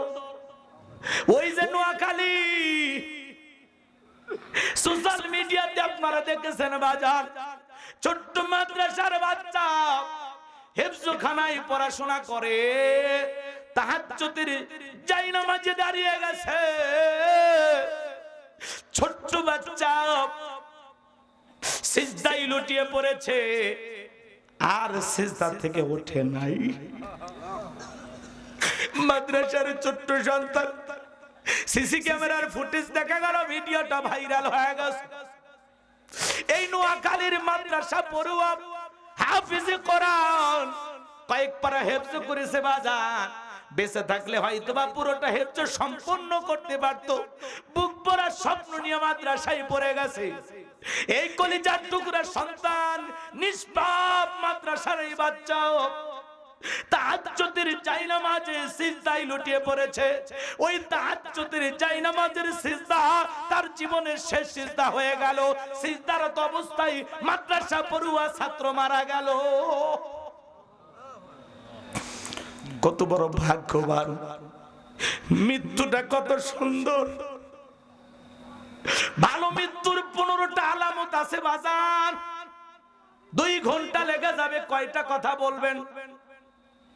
ভালো মৃত্যুর আলামত, মৃত্যুটা ভালো। লোকটা মারা গেছে, মৃত্যুটা ভালো। কেমনে বুঝবেন? কেউ যদি কালেমা পড়তে পড়তে মারা যায়, বুঝে নেবেন লোকটার মৃত্যু বড় ভালো, এটা জান্নাতি মৃত্যু। সুবহানাল্লাহ। কোন লোকটা মৃত্যুর সময় কালেমা পড়তেছে, কপালটা ঘেমে গেছে, বুঝে নেবেন ভালো মৃত্যু। সুবহানাল্লাহ। কোন আহা, মাদ্রাসা পড়ুয়া ছাত্র মাদ্রাসায় পড়তে গেছে, তাহাজ্জুদের সালাত আদায় করার জন্য দাঁড়িয়ে গেছে। প্রতিদিন দাঁড়ায় ছেলেটা, তাহাজ্জুদ পড়ে, খুব ভালো নম্র। শিক্ষকেরা কান্না করতেছে, মা বাবা কান্না করতেছে। ছেলেটার গ্রামের বাড়ি লক্ষ্মীপুরে, সেখানে দাফন করতে গিয়ে অঝরে মানুষ কেঁদেছে। আরে এই সেই মাসুম বাচ্চা যে তাহাজ্জুদের সিজদা দিতে গিয়ে মারা গেছে। সুবহানাল্লাহ। কত সুন্দর মৃত্যু, কত সুন্দর মৃত্যু। আল্লাহ যেন এমন মৃত্যু আমাদেরকে দান করেন। একটু জোরে কর না আমিন। যে মালিককে সিজদা দিতে গিয়ে জীবনের শেষ নিঃশ্বাসটা ত্যাগ করলো, এ তো বড় ভাগ্যবান। কথা বলেন না কেন? আহারে ওই মা বাবা বড় ভাগ্যবান। আজান এই মৃত্যু নিয়ে সোশ্যাল মিডিয়াতে অনেক আলোচনা হচ্ছে।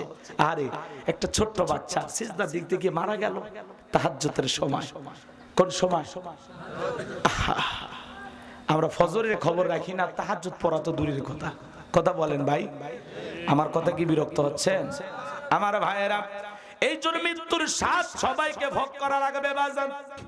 ইমানদারদের মৃত্যু বড় মিঠা। মায়ের কোলে দুধ পান করতে করতে একটা শিশু যেমন ঘুমের মধ্যে চলে যায়, যারা ইমানদার তারা তেমনি ভাবে বিদায় নেবে, টেরও পাবে না। বলুন সুবহানাল্লাহ। কিন্তু যারা না ফরমান বেঈমান, দেখেন না মৃত্যু সময় পেশাব পায়খানা করে দেয়, গালি দিতে দিতে মারা যায়। কত মানুষ দেখেন না মৃত্যুর 6 মাস আগে জবানটা বন্ধ হয়ে গেছে, হাঁটা চলা বন্ধ হয়ে গেছে। সন্তানেরা লেবু দিয়ে শরবত বানাইয়া চামচটা মুখে তুলে দেয়, খাওয়ার শক্তি থাকে না, গালসি বেবে পড়ে যায়।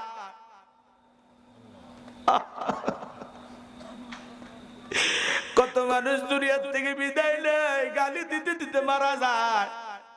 কত মানুষ সিনেমা দেখতে গিয়ে মারা গেল, কত মানুষ যাত্রার প্যান্ডেলে মারা গেল, কত মানুষ জিনা করা অবস্থায় মারা গেল, কত যুবক গান শুনতে শুনতে মারা গেল, কত যুবক টিকটক ভিডিও করতে গিয়ে মারা গেল।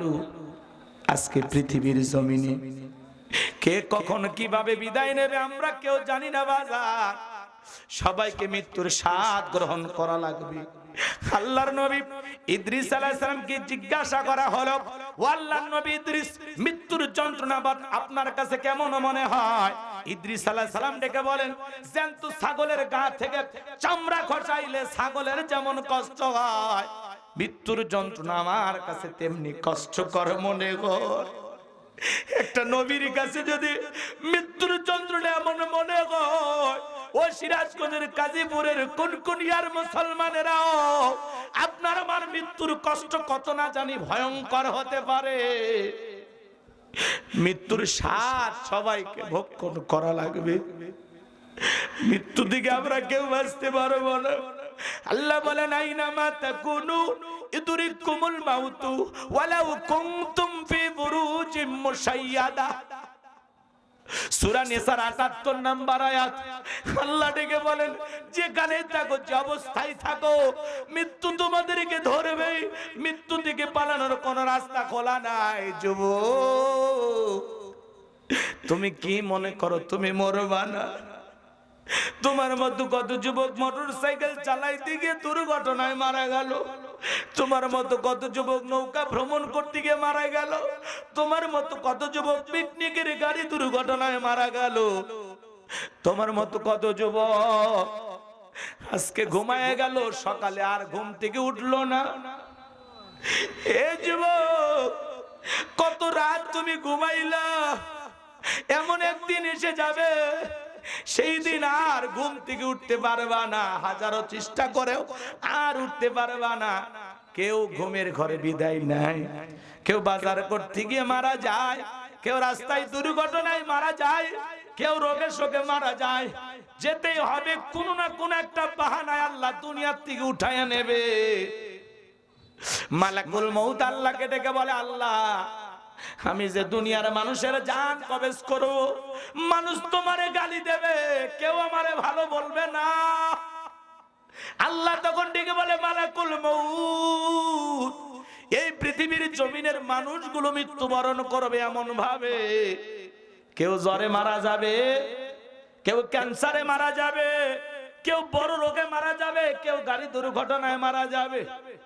এমন অবস্থায় মারা যাবে, কোন না কোন একটা বাহানায় সে মারা যাবে। মানুষ তখন বলবে বেশি জ্বরে মরছে, কথা কন, দম আটকে মারা গেছে, স্ট্রোক করছে, কথা কন, হৃদরোগে মারা গেছে, বেশি খাইতে গিয়ে গলায় আটকায় পড়ে মারা গেছে, কথা কন। অপারেশন করতেছে ডাক্তার, কয় ডাক্তারের ভুল চিকিৎসায় মারা গেছে, কথা কন। কোন না কোন একটা বাহানা দিয়ে আল্লাহ উঠায় নেবে, কিন্তু মৃত্যুর সময়টা নির্ধারিত আপনি আমি জানি না, এটা মালিকের কাছে নির্ধারণ করা আছে কে কখন মারা যাবে। হে যুবক, তোমার মতো কত যুবক পরীক্ষা দিল, রেজাল্টটা আগামী কালকে হবে, মারা গেছে।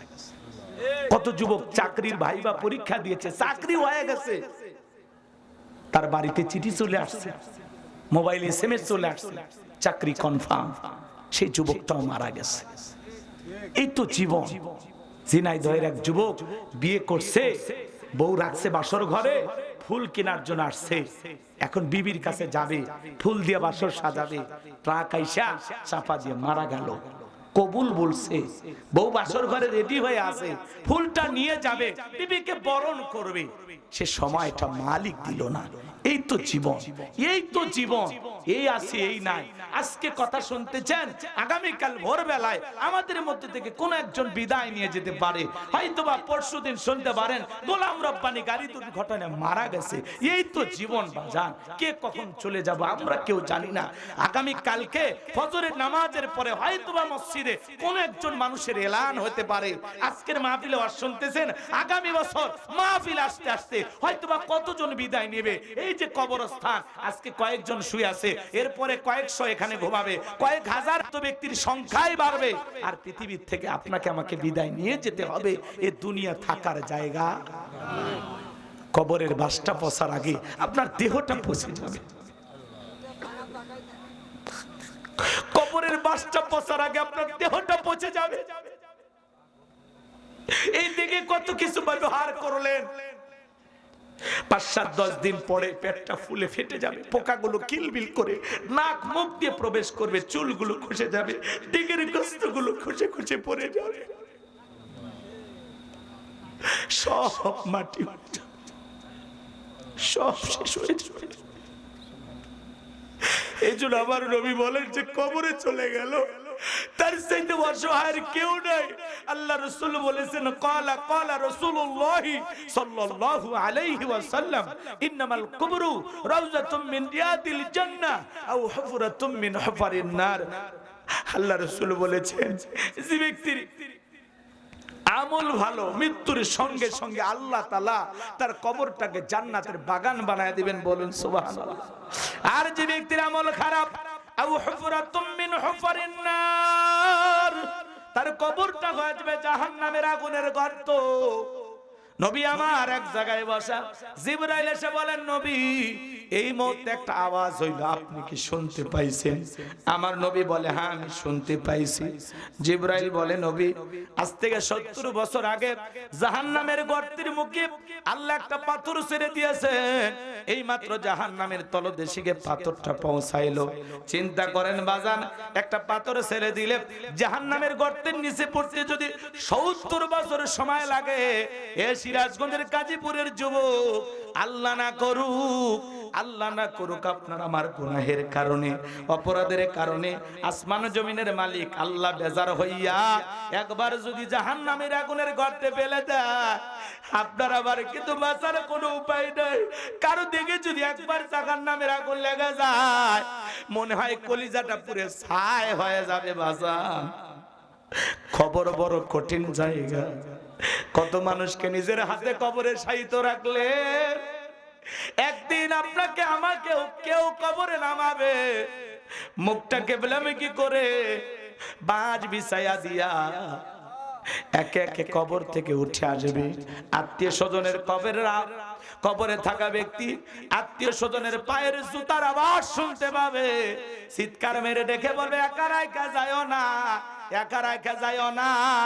কবরে থাকা ব্যক্তির চিৎকার দুনিয়ার কেউ শুনতে পাবে না। এই জন্য আল্লাহ তাআলা বলেন, ফামাইয়ামাল মিসকালা যাররাতিন খায়রান ইয়ারা ওয়া মাইয়ামাল মিসকালা যাররাতিন শাররান ইয়ারা। ও বান্দা, তুমি যদি যারা পরিমাণ অনুপরিমাণে নেক আমল করো, ওইটাও তোমার আমল নামায় লিপিবদ্ধ করা হবে।